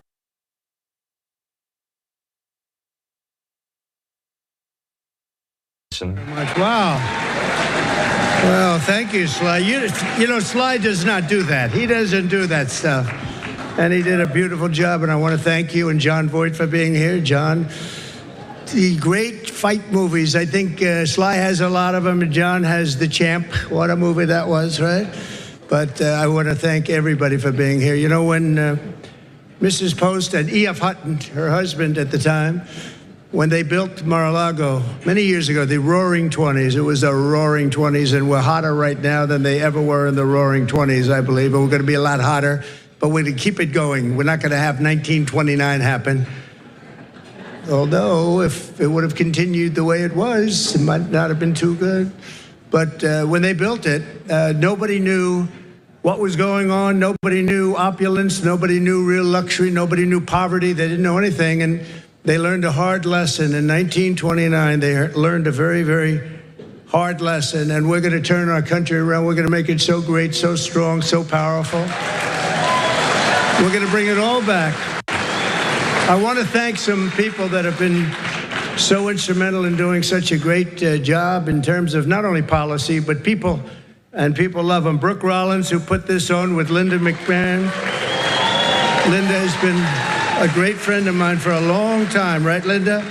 I want to thank you very much. And the America First Policy Institute, what a job they've done. But I said, you know, the policy is much more important if we do it for 8 years than it is if we do it for 4 years. So I said, let's do this. Don't worry about your policy. Let's get out and let's win the election. But nobody knew we were going to win it the way we wanted. That was a big one. So that was really great. And Javier, I'd like to congratulate you on the job you've done for Argentina. Your speech was beautiful, but the job you've done is incredible. Make Argentina great again. You know, MAGA. He's a MAGA person. And you know, he's doing that. He's actually doing that. Just happens to work with EA. That one we don't have to worry about. It doesn't work so well with other countries, but you know what? I think your numbers are working also. You've done a fantastic job in a very short period of time. It's an honor to have you here. That's really great. Thank you. Also, Speaker Mike Johnson, wherever you may be, Mike, in this very big and crowded room. Thank you, Mike. I went yesterday, just in case, I said, look, I want to tell you I'm behind this man 100%, and he got 100% of the vote from Republicans. Are you sure? You sure, huh? No, he's doing a great job. Nothing easy. We actually had one little period, about 4 weeks, where we had a majority of 1. That was not pretty, right? And you handled it beautifully. He just kept that stiff upper lip. But he's doing a really good job, and that was a great vote you got yesterday. Totally unanimous vote. Congratulations, Mike. That's beautiful. Members of Congress, all of whom voted for Mike, and they've been my friends. It's just a small group, but we have a lot of them outside, and we have a lot of them coming over the weekend. Byron Donalds, a star. Where's Byron? Byron, what a star. What a star. Thank you, Byron. Ronnie Jackson, Doc Ronnie, he's been a lot of things. He was my doctor.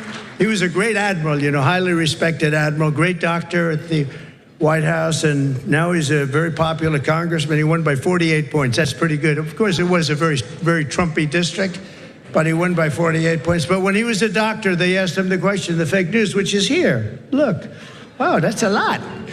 That's a lot. We invited him, and they said, can we come in? I said, we have nothing to hide as Republicans, right?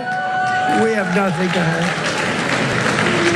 But they asked Ronnie, they asked the doctor, he was up in the podium, who's the healthiest? Because he was the doctor for Barack Hussein Obama, Donald Trump, and he was the doctor for Bush also. They said, who's the healthiest of them all? He said, without question, it's Donald Trump. And I said, I like that guy. I said, I like that guy.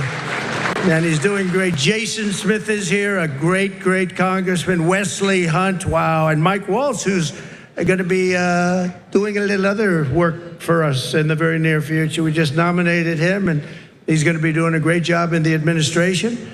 And I promised Mike that I wouldn't be taking too many more before we start counting the votes, okay? He said, please, could you slow down a little bit? I just like the people in Congress, Mike. I'm sorry. But no, don't worry about it, Mike. Just relax. Just relax. We have a man who has a seriously high IQ. You know, I'm a person that believes in high IQs, and his is about as high as they get. He launched a rocket 3 weeks ago, and then he went to Pennsylvania to campaign because he considered this more important than launching rockets that cost billions of dollars. Elon Musk. Elon.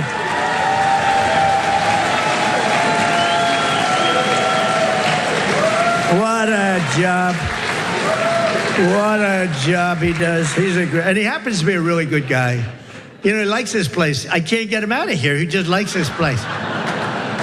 And you know what? I like having him here, too. He's good. He's done a fantastic job. Really an incredible mind, and he's an unbelievable entrepreneur, sort of everything. I'm asking him, what do you do best? And we were not able to figure it out, but it's a lot of things. Another one who's another great mind and a great guy and so popular, and I think he's right. He wants to make people healthy. It's driven him pretty wild over the last number of years, and the Democrats didn't treat him well. He was doing fantastically well, and I think they came out with some rule that you had to do this, Mike. You had to get 70 or 75% of the vote to qualify to be in the primary. That was a pretty tough thing to get. And he was doing incredibly well, and he decided he can't do it, went independent. Now he's with us all the way. And today I nominated him for, I guess, if you like health and if you like people that live a long time, it's the most important position, RFK Jr. Bobby? Good.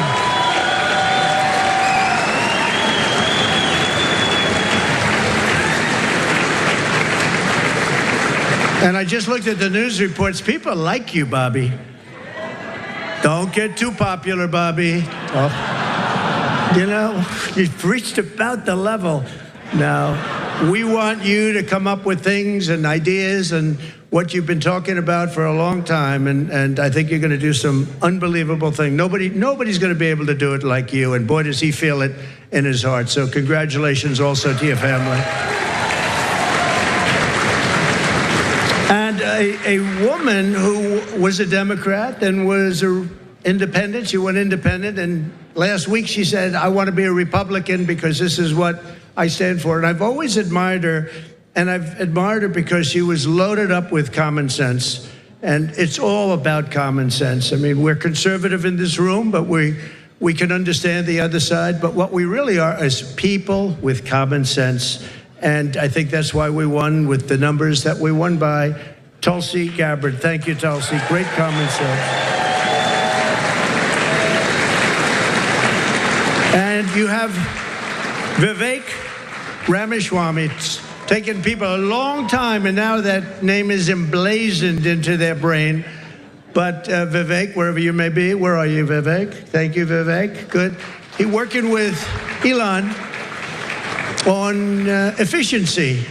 They're working on efficiency, among other things, and they're going to be saving a lot of money and making our country stronger and better. And they'll be coming out with individual reports, but a big one toward the end. And you put those two together, it's going to be really great. So we look forward to seeing it, working with Elon, and that'll be a great experience. You're going to learn something from Elon, I think, right? It's going to be great. Thank you very much, Vivek. And great job. What you've done is fantastic.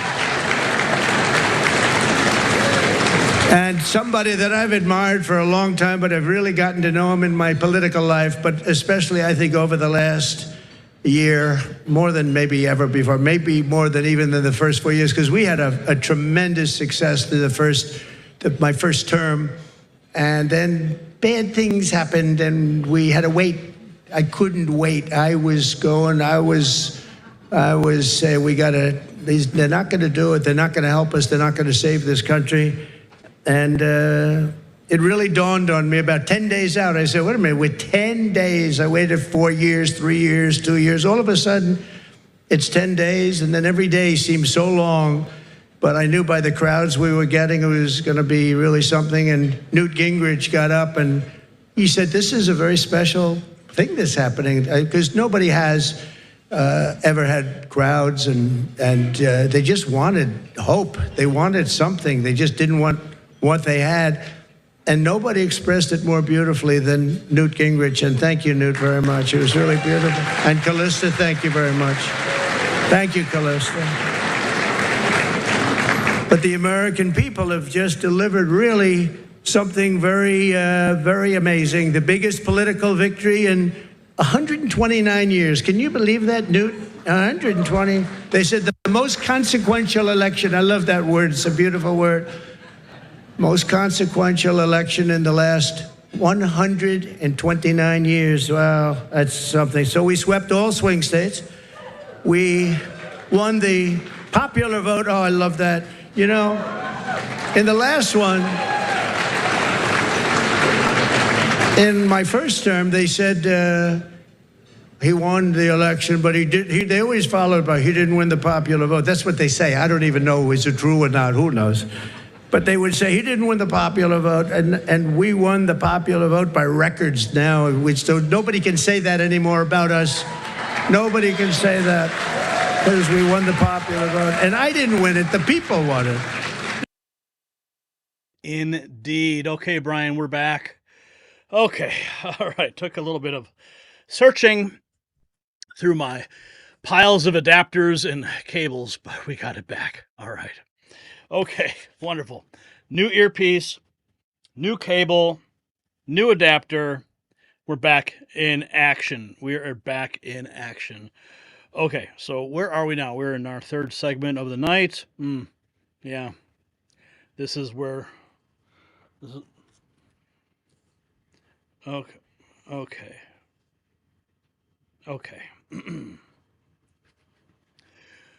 Okay, I'm back. We can do this. Let's go. Bring up your comments real quick. Looks like we did have a super chat come through. Hang on, let's see what that is real quick. From Charlotte Miller, Arbuckle, California. What's up, Charlotte? Good to have you here. Thank you for the $4.99. Much appreciated. Okay. Let's get into it.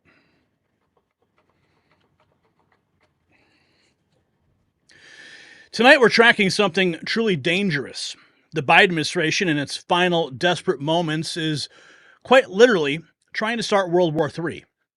Just days ago, they authorized Ukraine to use American long-range missiles against Russian territory, and Putin's response is stark warning about nuclear retaliation, but it gets worse. As Biden wanders aimlessly at the G20, unable to find his way to a group photo, his administration, well, we're finding out that there's undersea cables that had been cut, provoking North Korea, and seemingly doing everything possible to leave Trump with a world in flames. This is not just incompetence, folks. This looks like deliberate sabotage. And with global tensions at a breaking point, Chuck Norris has a message you need to hear. At 83, he's still ready for anything, just like we all need to be in this uncertain times. He recently revealed a shocking secret about staying combat ready and maintaining peak performance even as Biden pushes us towards global conflict. What's even more amazing, his wife started using the same method and feels a decade younger. Don't wait for the crisis to hit. Visit chuckdefense.com/next now to watch Chuck's urgent message. Like America itself, you need to be prepared for whatever comes next. Okay, so we are now learning that this is what it would look like. This is a simulation of a strike on Kiev with a 100 megaton nuclear bomb. The death toll would rise to about 2.5 million people. Our leaders are risking the lives of millions in Ukraine.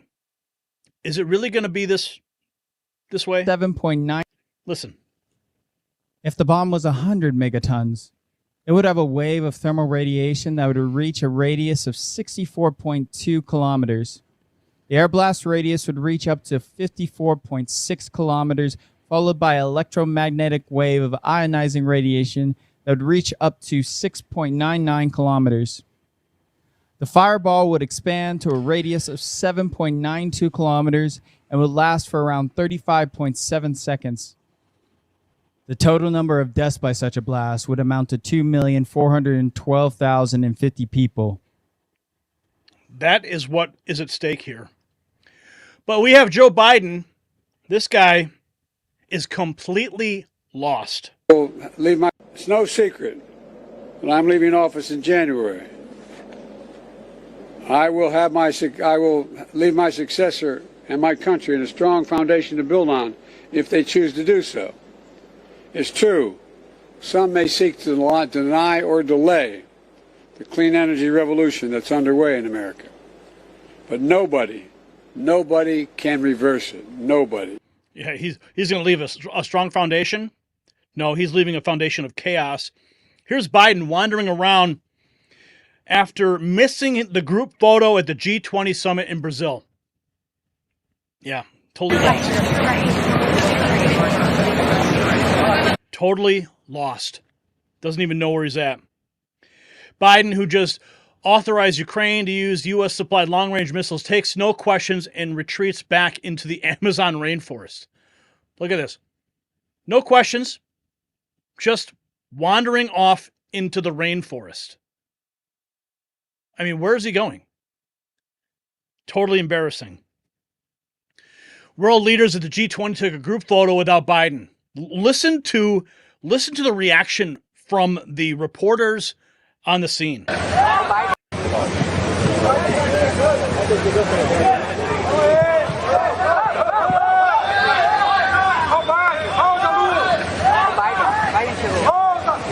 Where was he?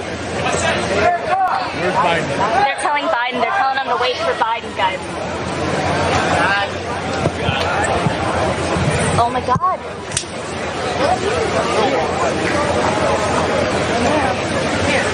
Do you see him, Joe? Far left. Left to the left of the palm tree. Oh my God. But they took it. Yep. It's right there. Joe, he's behind the palm tree right now. I don't see it.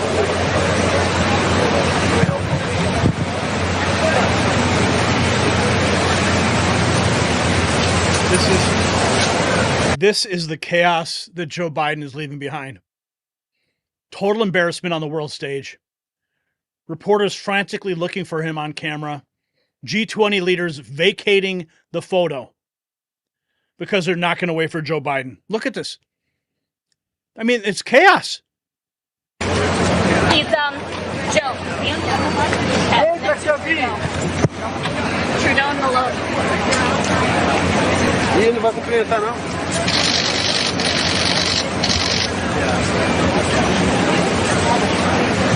Don't move the sun.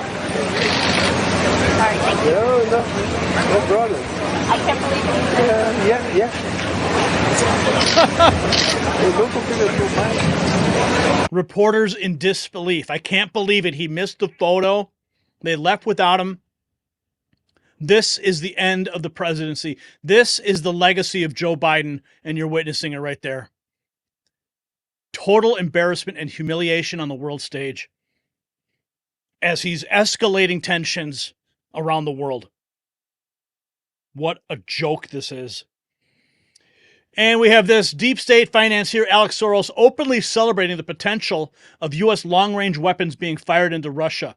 They're not hiding it anymore, openly pushing for World War III. Alex Soros, this is great news.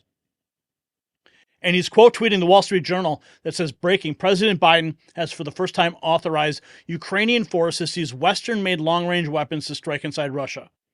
This is great news? Alex Soros says this is great news. This is horrible news. 6 hours ago, Moscow warns the United States over allowing Ukraine to hit Russian soil with long-range weapons, the Washington Times.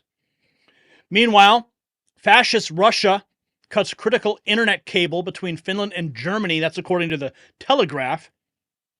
Critical undersea internet cable severed amid fears of Russian sabotage. Really?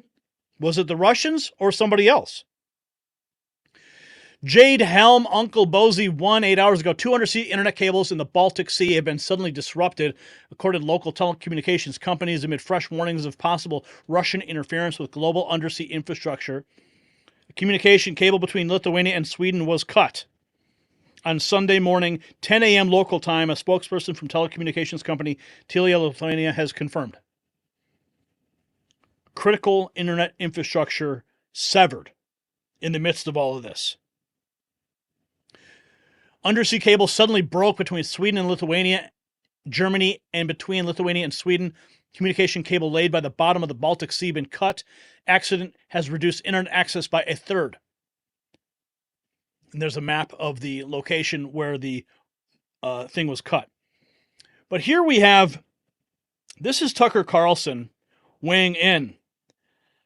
on World War III. What do you make of that? And if you doubt how serious the opposition is to the public, not just to Trump, but to the majority of the country that voted for Trump, they're trying to leave him with World War III on the way out. You know, I can't imagine a more desperate or evil thing for Tony Blinken, who I think is desperate and evil, in my view, to do. Leave him with a war? A lame duck president trying to start a war with the world's largest nuclear power, Russia. What do you make of that? I think it's disgusting and cynical and evil is what it is. That's what I think. A fumble and a snub. Liberal hive mind. World leaders at the G20 take their group photo without Biden and then they walk away. Where's Biden? Everyone freaking out. Putin saying we will use nuclear weapons if a mass enemy missile or UAV is launched towards Russia. Nuclear state. In the updated version of the document, aggression against Russia by any non-nuclear state, but with the support of a nuclear state, is proposed to be considered as their joint attack on Russia. Russia will also consider the possibility of using nuclear weapons when receiving reliable information about a massive launch of means of aerospace attack and their crossing of our state border. This includes strategic and tactical aircraft, as well as cruise missiles and drones, hypersonic and other delivery vehicles. Russia reserves the right to use nuclear weapons in case of aggression, including if the enemy, using conventional weapons, poses a critical threat. It is important to note. So, Vladimir Putin certainly issuing his own warning about what is going to happen. And then we have this. Kim Jong-un told North Korea's military to get ready for war and blaming the United States. I quote tweeted this. I said, Trump going to show up across the DMZ again and be like, cut that shit off, Kim. Well, let's see. Let's get a little deeper here. He told North Korea's military to get ready for war, blaming the U.S. and South Korea for pushing tensions on the Korean Peninsula, the worst phase in history. Speaking at a meeting of military commanders in Pyongyang, Kim accused Washington and its allies of threatening North Korea with military confrontations. He urges forces to step up their readiness as the situation becomes more dangerous. So, this is all happening in real time. Oh, President Biden, though. This is what he posted a day ago. I'm proud to be the first sitting U.S. president to visit the Amazon rainforest. We must recommit to protecting our planet. We must recommit to protecting our planet. What about nuclear winter, Joe? You're authorizing Ukrainian forces to use long-range U.S. weaponry into Russian territory. And you are more concerned about the Amazon rainforest than the rest of the planet? Our world's forests are one of the most powerful solutions we have to fight climate change. Yeah, whatever, Joe. Whatever.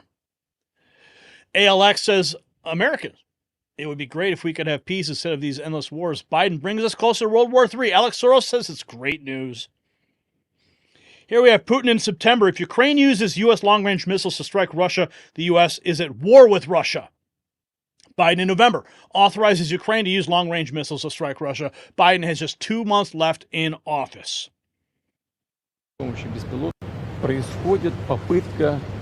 This is an attempt to substitute concepts because we are not talking about authorizing or prohibiting the Kiev regime from striking territory. It already does with the help of drones and other means. But when we are talking about the use of Western-made long-range precision weapons, it is a completely different story. The fact is, I have already mentioned this, and any expert will confirm both in our country and in the West. The Ukrainian army is not able to strike within modern long-range precision systems of Western manufacture. It cannot do this. This is possible only with the use of intelligence from satellites. Oh boy. Which Ukraine does not have. This data is only from the satellites of the European Union or the United States. In general, from NATO satellites is the first thing. The second and very important, maybe the key one, is that only NATO servicemen can make flight assignments to these missile systems. He's basically saying it's NATO. Ukrainian servicemen cannot do this. He's basically saying that NATO is 100% behind this. So this is not about whether or not to allow the Ukrainian regime to strike Russia with these weapons. It's a question of deciding whether or not NATO countries are directly involved in military conflicts. If this decision is made, it will mean nothing but direct participation of NATO countries and the United States. European countries in the war in Ukraine, this is their direct participation of this, of course, changes the very essence, the very nature of the conflict. It will mean that NATO countries, the United States and European countries, are at war with Russia. And if this is the case, then bearing in mind the change in the very nature of the conflict, we will make appropriate decisions based on the threats that will be posed to us. Wow. So Putin clearly recognizes that any long-range attacks that could be initiated by Ukraine would then be within direct coordination of NATO. That's a very bad thing. Because, Ukraine is a small country and Russia is a big country. And Russia invaded the little country. Remember when Kamala said that? Sorry, I don't mean to make light of this. John Bolton's, however, he's a man, he's never disagreed with any war, says he approves of Biden's decision. Well, it's the right decision. I'm just worried it's too little, too late. This should have happened 2 years ago, and it's... Oh, we should have gone to war 2 years ago. We should have done this. We should have let them use long-range Western missiles and satellite data years ago. Well, it's the right decision. I'm just worried it's too little, too late. This should have happened 2 years ago, and it's emblematic of the sad reality that although the United States wasn't able to deter the Russian invasion, for this 2.5 years, Russia has largely deterred the United States and NATO from providing adequate assistance to Ukraine on a strategic basis. Man, these hawks, man, I cannot wait for them to disappear. Joe Biden, BlackRock, this is from Wall Street Apes, is trying to start World War III by authorizing Ukraine using U.S. long-range missiles into Russia. New Attorney General Matt Gaetz says what everyone else is too afraid to say: the Ukraine war is to launder money. I think that the reason we are as involved in Ukraine as we are is because Afghanistan wound down. And if we still had Afghanistan to launder money through, there probably wouldn't be the need for this type of excessive involvement in Ukraine. But I think we can look at Afghanistan and we can look at what's going on here and say what a lot of these defense contractors are pushing toward is how to have an extended kind of low yield war. Like if there's a way to stretch this thing out, turn it into a 20, 30 year kind of thing where there's a whole lot of money moving around and unaccountable pots and a lot of weapons getting bought. And then, oh man, the stockpiles, well, we got to spend more money to reload those. I think that calling it a whole money laundering operation. We've been saying that forever. Oh, but there's more. There's so much more. President Trump calling for peace. This is what we need, friends. Today, we have never been closer to World War III than we are today under Joe Biden. A global conflict between nuclear-armed powers would mean death and destruction on a scale unmatched in human history. It would be nuclear Armageddon. Nothing is more important than avoiding that nightmare. We will avoid it, but we need new leadership. Every day this proxy battle in Ukraine continues, we risk global war. We must be absolutely clear that our objective is to immediately have a total cessation of hostilities. All shooting has to stop. This is the central issue. We need peace without delay. In addition, there must also be a complete commitment to dismantling the entire globalist neocon establishment that is perpetually dragging us into endless wars, pretending to fight for freedom and democracy abroad, while they turn us into a third world country and a third world dictatorship right here at home. The State Department, the defense bureaucracy, the intelligence services, and all of the rest need to be completely overhauled and reconstituted to fire the deep staters and put America first. We have to put America first. Finally, we have to finish the process we began under my administration of fundamentally reevaluating NATO's purpose and NATO's mission. Our foreign policy establishment keeps trying to pull the world into conflict with a nuclear-armed Russia based on the lie that Russia represents our greatest threat. But the greatest threat to Western civilization today is not Russia. It's probably, more than anything else, ourselves and some of the horrible USA-hating people that represent us. It's the abolition of our national borders. It's the failure to police our own cities. It's the destruction of the rule of law from within. It's the collapse of the nuclear family and fertility rates like nobody can believe is happening. It's the Marxists who would have us become a godless nation worshiping at the altar of race and gender and environment. And it's the globalist class that has made us totally dependent on China and other foreign countries that basically hate us. These globalists want to squander all of America's strength, blood, and treasure, chasing monsters and phantoms overseas while keeping us distracted from the havoc they're creating right here at home. These forces are doing more damage to America than Russia and China could ever have dreamed. Evicting this sick and corrupt establishment is the monumental task for the next president. And I am the only one who can do it. I'm the only one that can get the job done. I know exactly what has to be done. We have... Bring it on. Bring it on. It's happening, friends.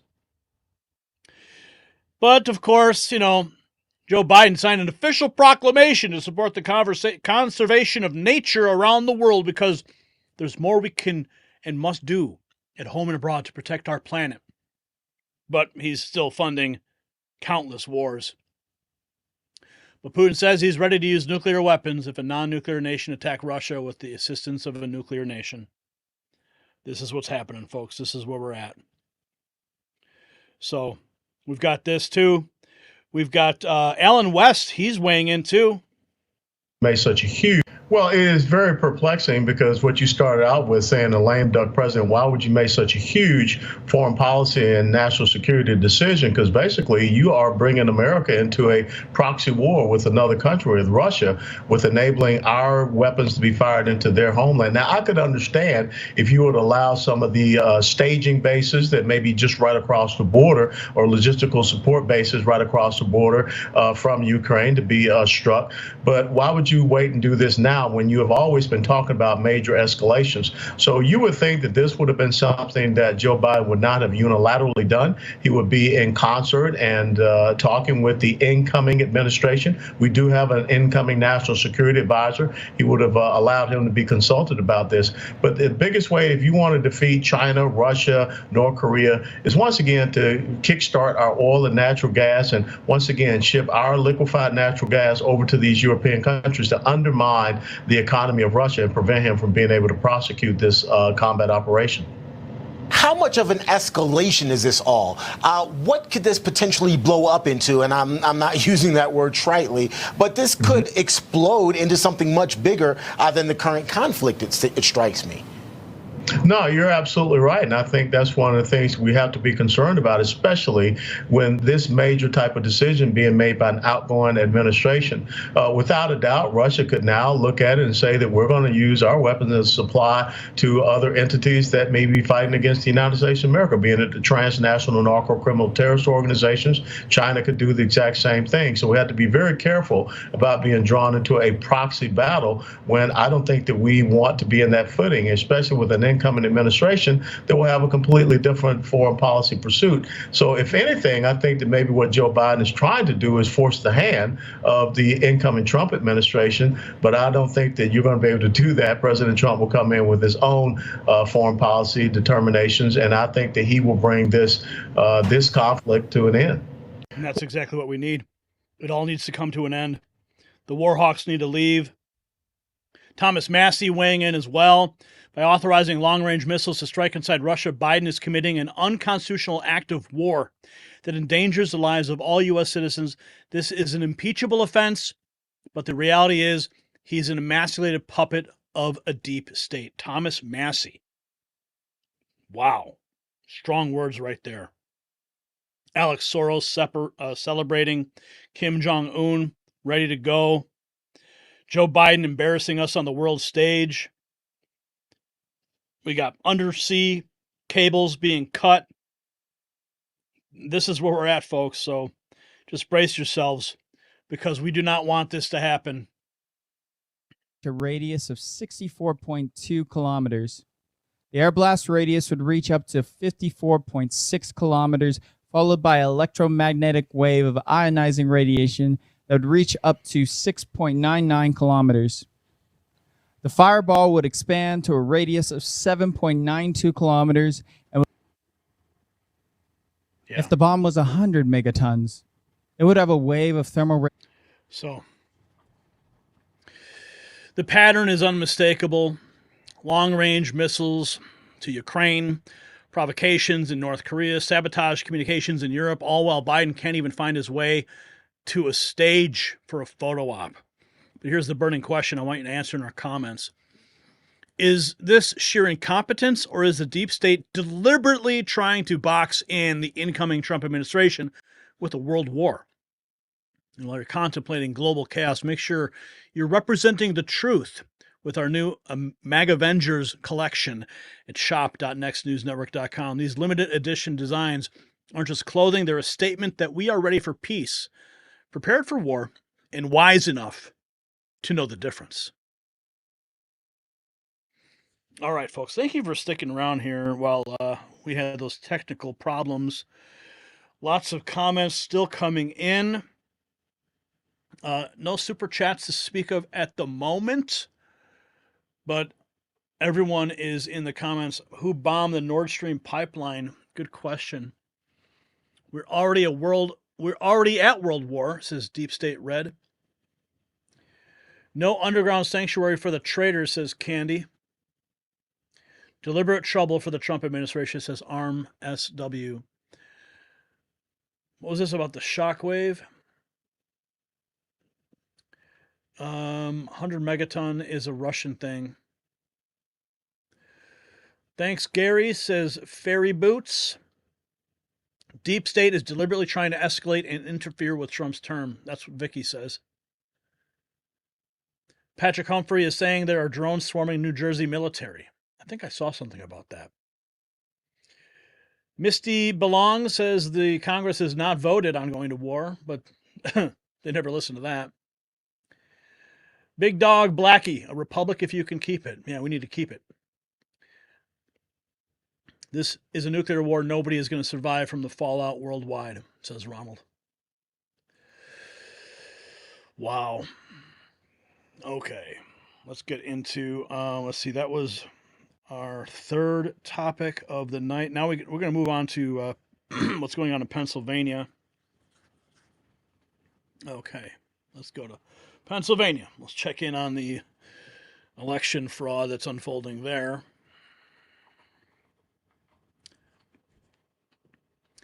Tonight, we're witnessing something that would make Vladimir Putin blush. In Pennsylvania, Democrat election officials are openly, let me repeat that, openly defying the Supreme Court. Despite clear rulings that undated ballots cannot be counted, Bucks County Commissioner Diane Ellis Marseglia is doing it anyway. Dave McCormick's 40,000 vote lead has mysteriously shrunk to 21,000, and every single questionable ballot seems to be breaking one way. But here's where it gets interesting. The RNC isn't standing down this time. They're exploring criminal charges against officials who dare to defy the court. Just as election integrity is under attack, your personal data faces constant threats. Did you know that malware attacks have skyrocketed 643% since 2020? Well, Democrat officials ignore court orders. Hackers are ignoring your privacy rights. That's why I trust Virtual Shield Antivirus Pro. Like the RNC fighting for election integrity, Virtual Shield fights to protect your digital life. Don't let your personal data become another stolen vote. Visit virtualshield.com/nextnews for a special Black Friday offer, up to 75% off, plus a 7-day free trial. Secure your digital rights before they're compromised. Now, Charlie Kirk, just 5 hours ago, reporting that Pennsylvania Democrats have decided to appeal the Pennsylvania Supreme Court decision to stop the counting of illegal votes. This is absolutely treason, he says. Prison time for all of these people. RNC Research posting this: Senator John Fetterman defends local Democrat officials counting invalid provisional ballots in defiance of multiple court orders. Senator John Fetterman, everybody, on CNN. What's your take? What's your response to that Democratic official deliberately announcing that they're going to defy court orders and count these provisional ballots? Well, again, I'm not going to chase every kinds of quotes, things like that, because I think you just pointed out that it refers to about 115 ballots, and that's not going to have an impact on this race at this point. So where we are now? It's very, very close, and I guarantee you, if Dave McCormick were in the opposite situation where he was down 15 to 17,000 votes, he would absolutely want to have every last vote counted as well too. And Bob Casey has never claimed fraud. And I think it's really interesting now, all of the Republicans and the conservative people on Twitter aren't talking about, oh, they're cheating, they're having all kinds of a thing after Trump won. No one's claiming that there's any kinds of actual cheating on our side. You know, calling and counting every vote, and that's where we're at. And that's the law. And when it's finished, and if Bob Casey comes up short, I can almost guarantee you that he's going to do the right thing and concede at that. So that's the thing. But my point, no one's making an argument that there's any kinds of cheating or thing on our side. It's like, hey, we're going to count every last vote. So the question is, why are you even still counting ballots? Laura Trump says 9 hours ago, reminder, it's still illegal to count votes that are improperly dated. Pennsylvania Supreme Court ruled on this again. McCormick Casey recount update following our latest RNC lawsuit today. The Pennsylvania Supreme Court ruled yet again undated ballots cannot be counted. John Cremins 4 days ago posted this: election fraud in Pennsylvania. Bucks County commissioners just voted to count misdated and undated mail-in ballots in violation of Pennsylvania law to try to help Democrat Senate candidate Bob Casey, who lost Republican Dave McCormick. Commissioner Diane Ellis Margasella says. 9 hours ago, breaking news just announced: Pennsylvania Supreme Court ruled yet again that undated ballots cannot be counted. GOP Chairman Michael Whatley: no more excuses. Election officials in Bucks, Montgomery, Philadelphia, and other counties have absolutely no choice but to listen to the law. We're now 10 days since the election. This was 3 days ago. PA is still counting illegal votes. Meanwhile, 40,000 vote lead has been whittled down to 21,000 for McCormick. This was, of course, 3 days ago. 9 hours ago, PA recount update. The 5D 2R Pennsylvania Supreme Court has once again ruled undated ballots can't be counted. County election officials should be arrested if they continue to flagrantly disregard these rulings. Enough is enough. Kyle Becker, 13 hours ago. Bucks County Commissioner who defied the PA Supreme Court is in danger of facing criminal charges for breaking election law. Chairman Whatley tells Daily Caller that RNC is exploring whether Dem Commissioner Diane Ellis could be held criminally accountable. And this is Democrat Commissioner here. Listen. Your motion is to reject. We reject all three categories of these ballots. Your motion is to reject or dismiss the challenges in this category in front of you? Correct, yep. I'm not going to second that, mostly because I think we all know that precedent by a court doesn't matter anymore in this country. Wow. And people violate laws anytime they want. So for me, if I violate this law, it's because I want a court to pay attention to it. Wow. Wow. How flagrant is that? And people violate laws doesn't matter anymore in this country. So that precedent by a court doesn't matter anymore in this country. And people violate laws anytime they want. So for me, if I violate this law, it's because I want a court to pay attention to it. Wow. Absolutely criminal. Open defiance of the court. I've never heard of anything so sickening.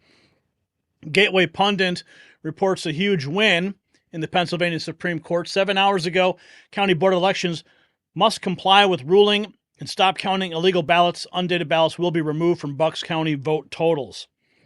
9 hours ago, Bucks GOP says we won. The PA Supreme Court issued a ruling today ordering that all 67 PA County Boards of Elections shall comply with their earlier ruling and shall not count misdated and undated ballots. This is a victory for election integrity and the rule of law. And as this is happening, an election judge charged for allowing unregistered voters in Minnesota, Timothy Michael Schouten, a Minnesota election judge, faces felony charges for allegedly letting 11 unregistered people vote, skipping the required registration step. Oh, and he's facing up to 10 years in prison, up to $20,000 in fines. Voters an election judge is in some serious trouble for letting Minnesotans vote illegally. Investigators say that the head election judge in Hubbard County allowed 11 unregistered voters to cast ballots on Election Day. Voters can register the day of the election, but this judge didn't make them fill out the paperwork. That judge is now charged with 2 felonies. The maximum penalty is 10 years in prison, up to $20,000 in fine. $20,000 in fine, 10 years in prison. And they should definitely send this Diane. She should go right to jail too. Do not pass go. Do not collect $200. Timothy Michael Schouten, an election judge in Minnesota, arrested, facing felony charges. Here we have Lisa Marie Booth calling out Bob Casey, Pennsylvania Democrats. Let's listen. This is 11 hours ago. This is insurmountable. Well, so I'll get into the politics of this. So look, I've worked on Senate races before. You know the math. So Senator Casey's team knows the math. He knows that this is insurmountable. There's no path to victory. The Associated Press looked at recounts since the infamous 2000 presidential recount and looked at there's been 36 statewide general election recounts since then.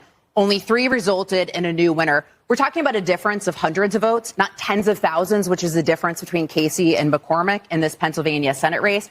Beyond that, you can go back to the 2008 Senate race between Norm Coleman and Al Franken. Al Franken did come back, but it was a 0.02% difference. 225 votes was the difference. Mm-hmm. So there is no path for Senator Casey here. What he is doing is small and petty. It is wrong. And also, where is Governor Josh Shapiro in the state of Pennsylvania? This is a state issue. He is ignoring county commissioners openly saying, not only am I breaking the law, but I'm bragging about it. I'm rubbing it in your face. Yeah. And so where is he? So shame on you, Josh Shapiro. If you think about running in 2028, we're looking at you, buddy. Well, wow. This is what's happening in Pennsylvania right now. Open defiance of the law. And heads are going to roll. They're calling for criminal charges. I'm still in shock over this. Reject all 3 categories of these ballots. Your motion is to reject or dismiss the challenges in this category in front of you? Correct, yep. I'm not going to second that, mostly because I think we all know that precedent by a court doesn't matter anymore in this country, and people violate laws anytime they want. So for me, if I violate this law, it's because I want a court to pay attention to it. Maybe you pay more attention if you were behind bars. So the Pennsylvania situation exposes everything wrong with our election system. When Democrat officials can simply ignore Supreme Court rulings, we're no longer a nation of laws. We're a banana republic. But here's what I want you to weigh in our comments section. Should election officials who willfully defy court orders face immediate arrest? Or is this another example of a 2-tier justice system? And while you're fighting for election integrity, make sure you're equipped with our new MAGAvengers collection at shop.nextnewsnetwork.com. These bold designs aren't just merchandise. They are a declaration that every legal vote counts and every illegal vote undermines our republic. Slap the cuffs on her, and she'll care real quick. Fixie Clary, what's up? Yeah, sorry, I'll never trust the mainstream media ever again. Social media has real, true talent. Yes, her boss ain't too smart, right? They loaded the courts and judges and politicians. Wow, you guys are on fire in the chat, man. I'm reading all this stuff.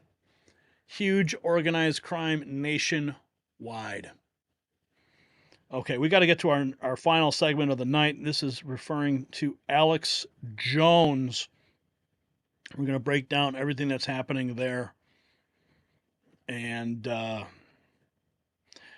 got my breakdown as well on this court issue. Okay.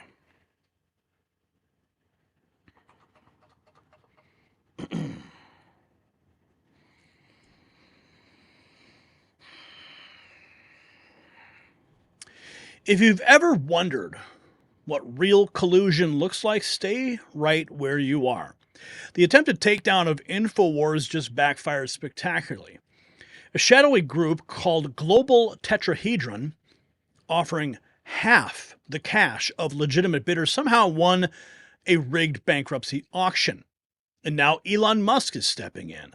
The world's richest man just crashed their party, and the deep state is furious. We're talking about a fraudulent process so blatant that even Roger Stone called it out as a sham. But here's the real bombshell. The trustee knowingly accepted fake money over real cash bids. And while Alex Jones fights to revitalize InfoWars, you too can fight back against time itself. After age 20, your body produces 12% less collagen each decade, just like how they're trying to reduce our freedoms year after year. But there's hope.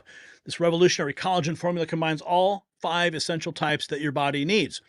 While the globalists try to age us out, you can rejuvenate and fight back. Visit healthwithgary.com now for an exclusive 51% discount, plus get free VIP coaching and our amazing skin ebook, Don't Let Them Win, Revitalize Yourself Today. And we thank our sponsors for supporting this program, just like you support this program every time you tell a friend about it. So Alex Jones posting this just a few hours ago. InfoWars auction fraud exposed in a bombshell federal court ruling. The full linked filing below. Here it is. And I did some analysis, and here's what they don't want you to know. And I've also got Roger Stone, his reaction. We're going to get to that in a second. But this is what they don't want you to know. This is the fight for freedom of speech, and it has just taken a shocking twist. Alex Jones, targeted and silenced, is now at the center of a rigged bankruptcy auction. So wait till you hear what they've done to steal his platform. So buckle up, because it is explosive. So here's the story. Alex Jones Free Speech Systems LLC assets being auctioned in a bankruptcy case. But the process is tainted, riddled with backroom deals, secret maneuvers, and outright collusion. This is not justice. It's an assault on free speech itself.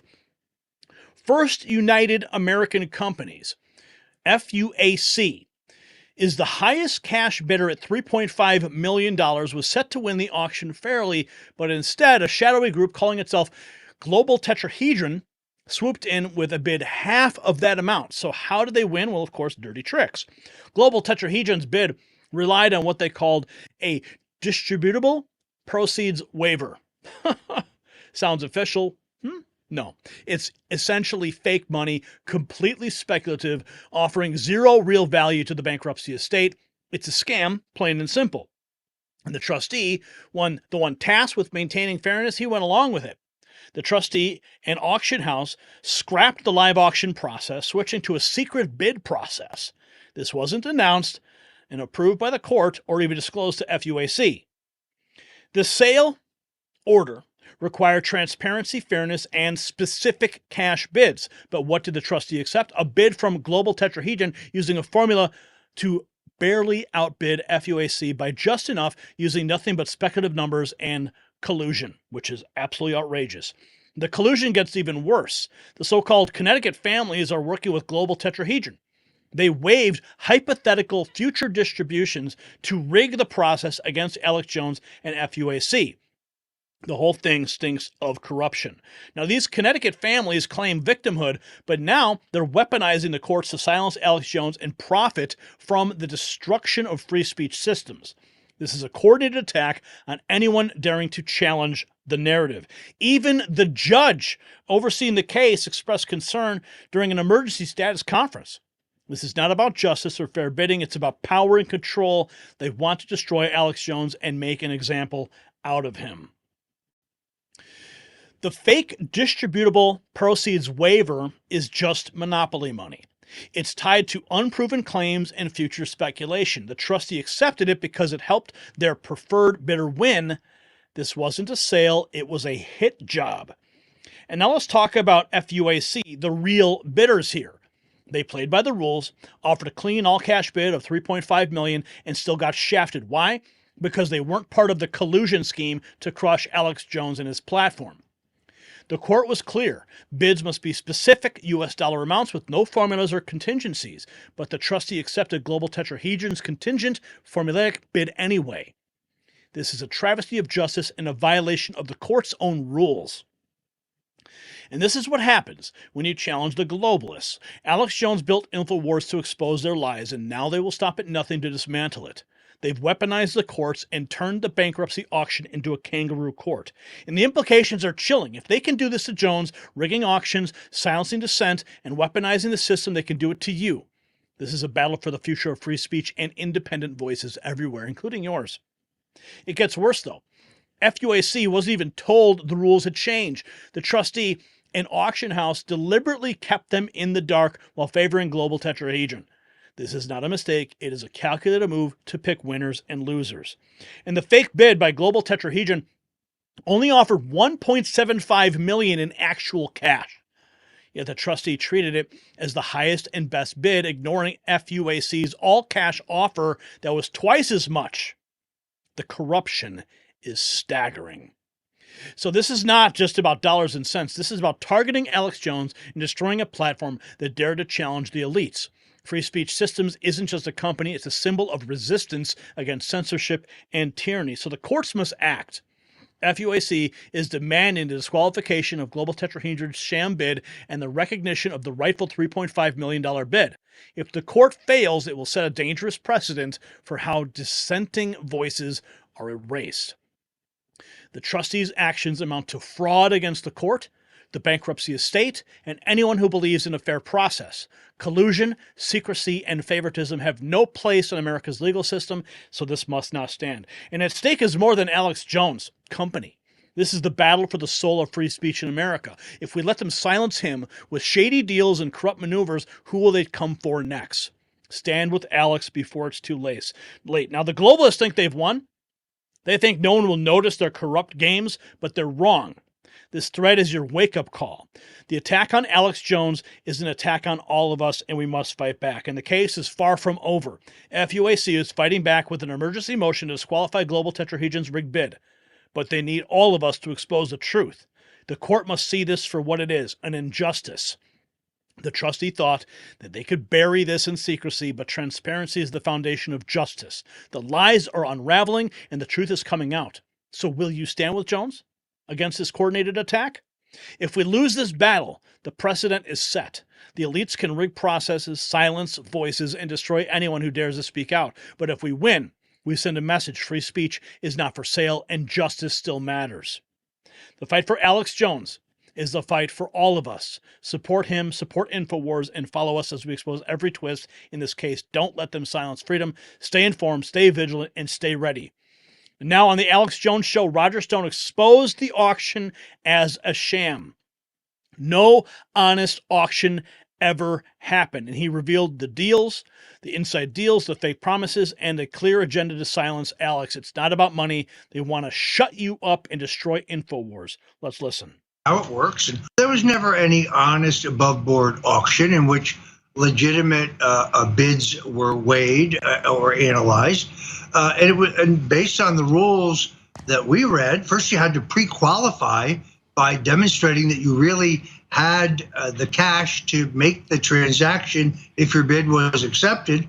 As I told you, I put in sweat equity. I have no money, but I do have knowledge and I have friends. And we put together, I think, a very solid bid with good people who understand InfoWars and how it works and understand how the platform could go forward and continue to be the tip of the spear. Then we hear that the people from the Onion come along, they make a bid, but their bid is based on some vague promise of future cash that we may get from Alex Jones when we extract every penny out of him. So they didn't put up an all cash bid, but they seem to have some inside deal with the bankruptcy trustee. So yeah, I said publicly, this stinks. This needs a thorough investigation. Sounds to me, Alex, like you have an honest judge who's not going to let this pass because there are rules, there are laws. I don't know Elon Musk, but I'm certain when I saw that he had filed the notice of appearance, I don't know how he could not object to their efforts to take away your presence on X, what used to be called Twitter. The real Alex Jones, that's you, but they want to take that away from you. They don't want to even let you use your own name. You can't be Alex Jones anymore, or you can't have the Alex Jones show anymore. This has never happened in the history of the United States. This has never happened in the history of any bankruptcy in the history of our country. So this is very clear. You were targeted. It's not even about money. They don't want your money. Not really. They just want to shut you up. They just want to close InfoWars down. What they don't understand is if they are successful in taking InfoWars away from you, they are just going to make you stronger. And you're just going to be heard and seen and listened to on another powerful platform. Oh, yes. Roger Stone laying it out. And of course, this was a few days ago when Alex, this is right inside Alex's main entryway of the studio. Shutting us down. I just got word 15 minutes ago that my lawyers and folks met with the U.S. trustee over our bankruptcy this morning, and they said they're shutting us down even without a court order. This morning, the Connecticut Democrats with the Onion newspaper bought us. They asked, did they outbid? They said, well, it was competitive. So they changed all the bidding rules, made it secret 2 days ago. I had a bad feeling. I told you that. And just like they tried to shut us down back in late May without a court order, they're supposed to have a court order. There's going to be injunctions filed. I'm about to go live out of Harrison's American Journal studio. I don't know what's going to happen, but I'm going to be here until they come in here and turn the lights off. And I'm going to say, where's your court order? So this is all going down right now. They want to silence the American people, but we're not going to be silenced. Be sure and follow me at the Alex Jones Network at AJN Live on X right now. They're filed in court to take real Alex Jones away. That's totally unconstitutional. The judge already said no, so they filed in other courts. Oh, man. But here's this, okay? Elon Musk. This is the total, wild card. Elon Musk X Corp files notice of appearance in Alex Jones InfoWars bankruptcy case. This comes amid speculation that Musk will buy InfoWars to allow Jones to continue to operate it. And then Alex posts this picture of him bringing the kitchen sink into InfoWars, much like that photograph of Elon Musk carrying the kitchen sink into X. Now, this was just a day ago. Jones has declared the cavalry is here. His attorneys for Elon Musk jumped into his help to help put a temporary pause in the sale of his beloved InfoWars to The Onion. Satirical news publication said the bid was sanctioned by the families of Sandy Hook. Alex Jones, this is from the Daily Mail, reveals Elon Musk saved InfoWars from being sold to The Onion. That's from the Daily Mail. But who can ever forget this? Alex was set up, and they got caught bragging about it. Yeah, this is all undercover. You can kind of put anyone in jail if you know what to do. How? You set them up. Does the Bureau practice entrapment a lot? Yeah, we get really close. We call it a nudge. A nudge? A nudge. Sometimes you just got to give them a quick little, just to see what happens. Sometimes you light the fuse and just wait for it to follow. Nothing like putting out a fake social media thing to really get people mad. Alex Jones. Yeah, so we were after him. You are? We did what we wanted. Which was what? Took his money away, chopped his legs off. Gavin O'Blennis is a contracting officer at the CIA. O'Blennis worked for the FBI in 2021 and 2022 in the San Diego office, moved on to Homeland Security where he conducted asylum interviews at the southern border, and now works for the CIA managing multi-million-dollar contracts across government agencies and private sector vendors. I work for, how do I put this without, I'm not supposed to tell people kind of job. If I say intelligence, what do you think? CIA? Yep. Oh, you work for the CIA? I do. That's incredible. I'm a contracting officer. That's amazing. So I deal a lot with like different agencies. We're contracting with like Director of National Intelligence to do stuff. We do Navy, Army, any of them really. I just FBI. I used to work for the FBI, so they threw the FBI at me. They're like, "Here, you used to work there." Oh, I'm permanent. So yeah, good. Well, why do they call it contracting? Because I do the contracting.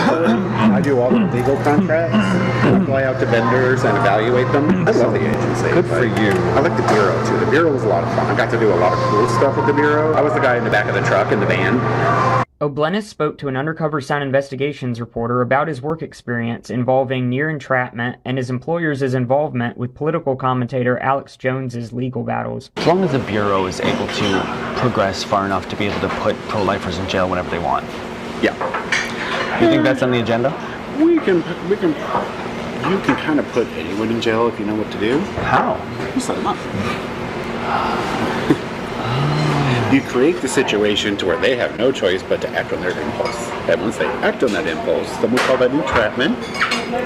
It's a fine line. Does the Bureau practice entrapment a lot? We get really close. Not officially? No. We get as close as we can. We get as close as we can to it without doing it. So they can entrap some of these pro-lifers into doing things that they don't... Depending, yeah. We call it a nudge. A nudge. A nudge. Sometimes you just gotta give them a quick little, just to see what happens, right? And how does that happen? You put a post out there, or you have someone fake profile say something that triggers, that we know is gonna trigger them, right? Like we already know your history. If we're to that point, we already know everything about it. So we're like, oh, this will piss them off. Sometimes you light the fuse and just wait for it to follow. Right. Like a rally, like a, so when a rally happens, that's sometimes the Bureau behind it? Yeah, sometimes. Nothing like putting out a fake social media thing to like really get people mad. Post fake news. Sometimes it's not fake. It's embellished a little bit. Who would be like a big influencer that you're after? You're like a, I don't know, like I don't even know these names, like a Fox News person or like a Tucker Carlson or like... Oh, I'm sure he's on the radar, right? You always want the biggest and loudest. Like that, what was his name? The one that said the Sandy Hook didn't happen. Alex Jones. Yeah, so we were after him. You are? Are you still after him? Yeah. Why? Because he's broke. He got found guilty and had to pay like $100 million. So why were you after him? We're not anymore. Just to get the money from him? Yeah. Was that court case used? Was that a CIA? Sure it was. That was the agency thing? Well, actually it was a defamation case. So it's a civil, not government. But we were looking at all of his followers, commenting, following, like, who's that going to lead us to, right? So even though it's technically not our, well, not the agency definitely, but the Bureau, for instance, yeah, that's not our purview. It's a civil matter. But since they got all this access to his stuff and it's there, what can we go find? And did you find anything? I can't tell you if we did. But, so, you know, it's just kind of like, you know, realize the opportunity that you have. So with Alex Jones, you were watching him long before anything ended up happening? Probably. It wasn't my office, but, I mean, we would have been well aware of what he was doing. And the goal with him was what, just to bankrupt him? Pretty much. And we let the families do it. And what? We let the families do it. Were they encouraged to do that by the Bureau? Like nudged? We don't encourage people. But like... We just say there's no federal statute being broken. But you do have the option for a civil case. And it's a pretty good case. Nice. In our opinion. So, that makes so much sense. I have a cousin who's a lawyer. So that's a lot of these cases. They're kind of encouraged by the FBI. Yeah, like there's nothing federal law we can do, but civilly, we can go at him that way and chop his legs off. And they did. Yeah. So the FBI was happy. We didn't care. We were like, oh. Basically, the citizens did your job. Yeah. Wow, so you can encourage a civil lawsuit. Not encourage, educate. What can you do with people like Alex Jones now? Because he's still out there. Yeah. He's still chirping. He can chirp. Are you still watching him? Yeah. Why? We did what we wanted. Which was what? Took his money away. We shut him up for a while. You're never going to shut him up permanently. Unless you put him in prison. But again, he didn't do anything to go to prison. Being ignorant is not a crime, though it should. It is. I mean, what if you could bring a nudge? He did incite a riot, like Cheeto. He didn't encourage people to go shoot people. He didn't do anything. Additionally, O'Bleness states that he knows and works with FBI agents who were undercover in the January 6th Capitol riot, estimating about 20 field agents were there undercover. While O'Bleness... So this undercover investigation was done by Sound Investigations. That was recorded on March 22nd of 2024. And as you just heard him say, that, they just encourage, they don't encourage, they educate. Go the civil route, and now we're seeing the civil route unfolding. But now we're seeing the judge is saying, wait a second, this whole auction, it stinks. And Elon Musk getting involved. I just hope that Elon Musk has, maybe he should buy it. He should buy it. I mean, I think though, you've got Roger Stone and his team. It clearly appears that they have put together $3.5 million to buy InfoWars, which would be a drop in the bucket for Elon Musk to just write a check real quick. I'm a little surprised that $3.5 million is all that InfoWars was worth. And I thought it was worth a lot more than that. But I think that Elon Musk should step in, maybe just outbid them all. 10 million. Alex Jones, not exaggerating, it appears bankruptcy trustee was attempting to facilitate a fraudulent transfer of the state's assets.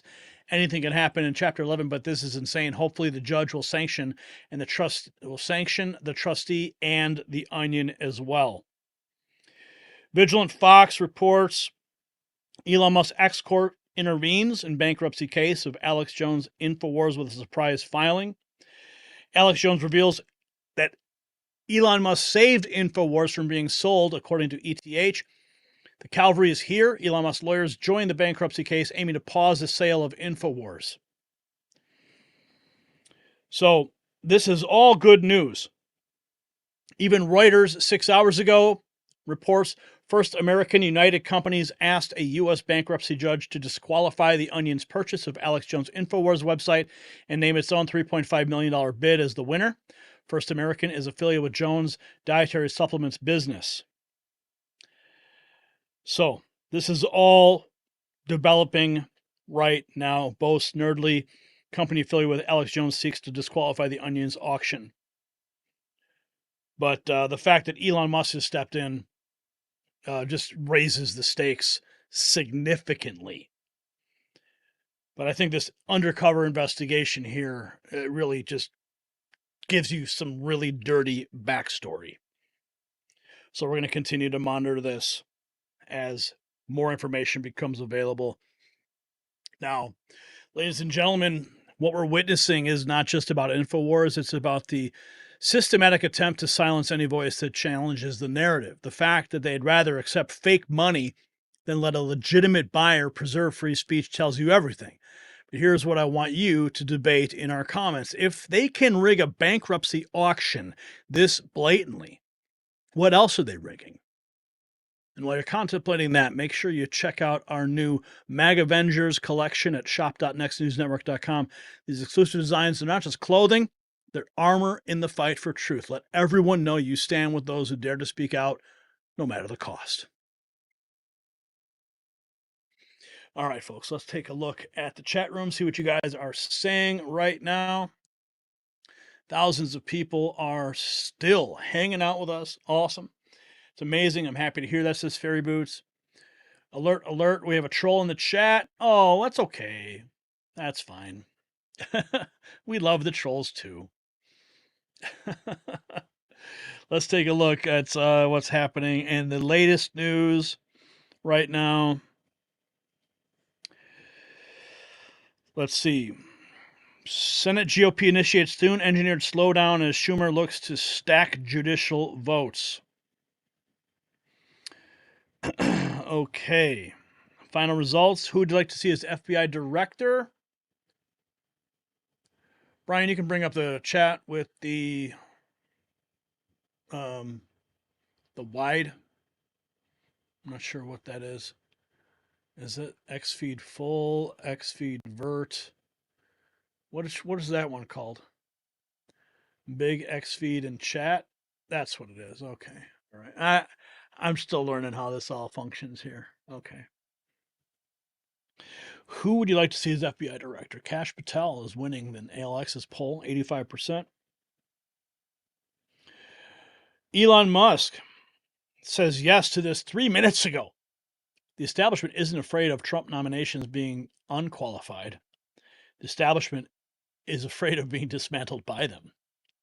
Adam Lowitz, a friend of mine, says it's time for Dark MAGA to take out the garbage and dismantle the corrupt machine. Yes. I'm going to reply to him. You are on the raw feed live stream right now, Adam. All right. Yes, you are. Adam Lowitz made the raw feed. Adam was instrumental in helping us work through some of our problems on X. My hat's off to him. Again, 2 minutes ago, Elon Musk. Wow, this is great. Austin Allred. Think of it as the average taxpayer having $1,800 stolen from them in 1 year from improper payments alone. And he's got a couple of tweets here. Let's see here. Harris Faulkner, the joy of what's next can begin after Trump's win. 6 Soros-backed attorneys facing re-election in 25-26. Alvin Bragg in Manhattan. Larry Kasner, Joe Gonzalez, John Cruziot, Brian Middleton, Jacqueline Sartoris. Oh, I guess we can vote too. All right, I'm going to vote for Kash Patel. All right, there we go. This should be our next FBI. This should not be our next FBI director. Here's Mike Rogers declaring his full support for FISA wiretapping. Oh, wow. Ashton Forbes, if you guys don't know who he is, check him out, man. Nobody's yet figured out how to beat entropy. MH370, hold my orb. Okay, check out Ashton Forbes. He's got some wild stuff on MH370 and this video that was supposedly leaked, showing 3 orbs creating some kind of a portal for MH370 to travel through. Ashton Forbes has done some serious investigation into that. Check him out. Russian arms found in Hezbollah's hands in southern Lebanon. Not surprised. 9 minutes ago, Elon Musk says this is just the tip of the iceberg. The actual fraud, waste in government spending is much higher. In 2020, the Federal Government Accountability Office found $247 billion in improper payments made across 82 programs, including $81 billion from Medicaid. Tip of the iceberg. 8 minutes ago, he says, moreover, much of the fraud is driven by organized theft rings from other countries, so a lot of it's not even going to American crooks, which is galling. Adam chiming in again. Also think about how horrific some of our trade deals are. China puts lots of restrictions on trade from the U.S. into China, putting our goods at major disadvantage. They also steal intellectual property. This has cost trillions over decades. It's time to put a stop to this. Okay, so Adam, you're back on the stream. Check that out. Trump says he wants to immediately stop the Ukraine war and make peace. We played that clip earlier. Biden, White House walks back Ukrainian approval to bomb Russian territory. Oh, is that right? What can you tell us about what the current policy is on whether Ukraine can launch long-range missile strikes into Russia using U.S. missiles? I don't have any policy updates to speak to today. As you know, since even before Russia launched its full-scale invasion, the United States has marshaled a coalition of more than 50 countries to provide assistance to Ukraine and to hold Russia accountable for its actions. We have made clear that we will always adapt and adjust the capabilities that we provide to Ukraine when it's appropriate to do so, and you have seen us back that up with steps that we have taken over the past several years, but I don't have any new policy developments to speak to today. I'm just texting Adam right now. Just read some. What can you tell us about what the current policy is on whether Ukraine can launch long-range missile strikes into Russia using U.S. missiles? I don't have any policy updates to speak to today. As you know, the Don is back. Palestinian actress May Callumway's scenes have been cut from the Gladiator 2. Why? That's interesting. Biden is unintentionally playing a hilarious sitcom character. 14 hours ago. Do you know why FEMA was really created back in 79? It definitely was not created to be a disaster response agency. The majority of their funds do not go to disaster relief. When you read FEMA's objectives, everything falls into place.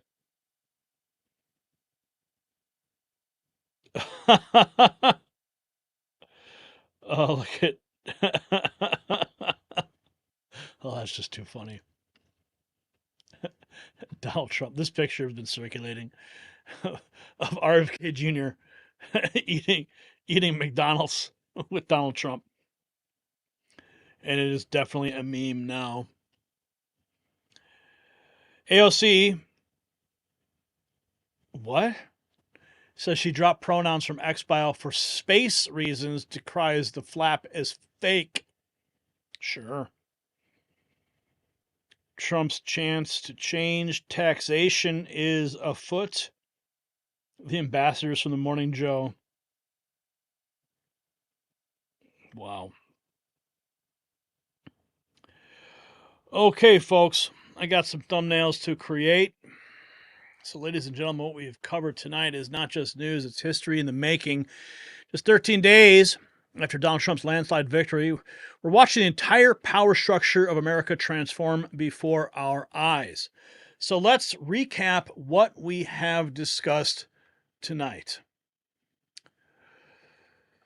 The justice hammer is about to fall, with DOJ and FBI officials scrambling for lawyers as Matt Gaetz prepares to take control. The swamp knows its days are numbered and they're running scared. The same people who pushed the Russia collusion hoaxes are now facing their own day of reckoning. We watch as the mainstream media literally bent the knee. Morning Joe's pilgrimage to Mar-a-Lago exposes just how desperate they've become. But while they grovel for access, we will continue bringing you the unvarnished truth. Meanwhile, Biden's administration seems determined to leave office with a bang, literally. Their reckless authorization of long-range missiles for Ukraine has pushed us closer to nuclear confrontation than we've been in decades. But in just a matter of weeks, adults will be back in charge. In Pennsylvania, we've exposed the ongoing attempt to defy the Supreme Court and count illegal ballots, but thanks to the RNC's swift action, these election manipulators are facing potential criminal charges. This is what accountability looks like. Of course, we witnessed the dramatic twist in the InfoWars bankruptcy battle, with Elon Musk stepping into the fight against the rigged auction system designed to silence independent media. So I want to take a moment to thank all of our viewers who participated in tonight's discussion. Your super chats, your Rumble rants have added crucial perspective to these vital conversations. You're the reason we do this. You are the true defenders of liberty. And speaking of defending liberty, we need your help to keep this mission alive. The powers that be are working overtime to silence independent media voices like ours. Your donations through Give, Send, Go, or PayPal, link below, they help us fight back against the censorship machine. Yes, the links are in the description below. And for those who want to wear their patriotism proudly, don't forget to visit our new merch shop at shop.nextnewsnetwork.com. Our exclusive limited edition designs are more than just clothing. They are a statement that you stand for truth and accountability. Remember to share this broadcast with everyone you know. Text the link to bypass their algorithms. Follow us on all platforms, YouTube, Rumble, and X, because you never know when they'll try to silence us next. And most importantly, tell a friend about the Next News Network. In these critical times, we need every patriot informed and engaged. The storm is coming, and together we will weather it. This has been the Raw Feed. I'm Gary Franchi. Stay vigilant, stay informed, and God bless America, and good night.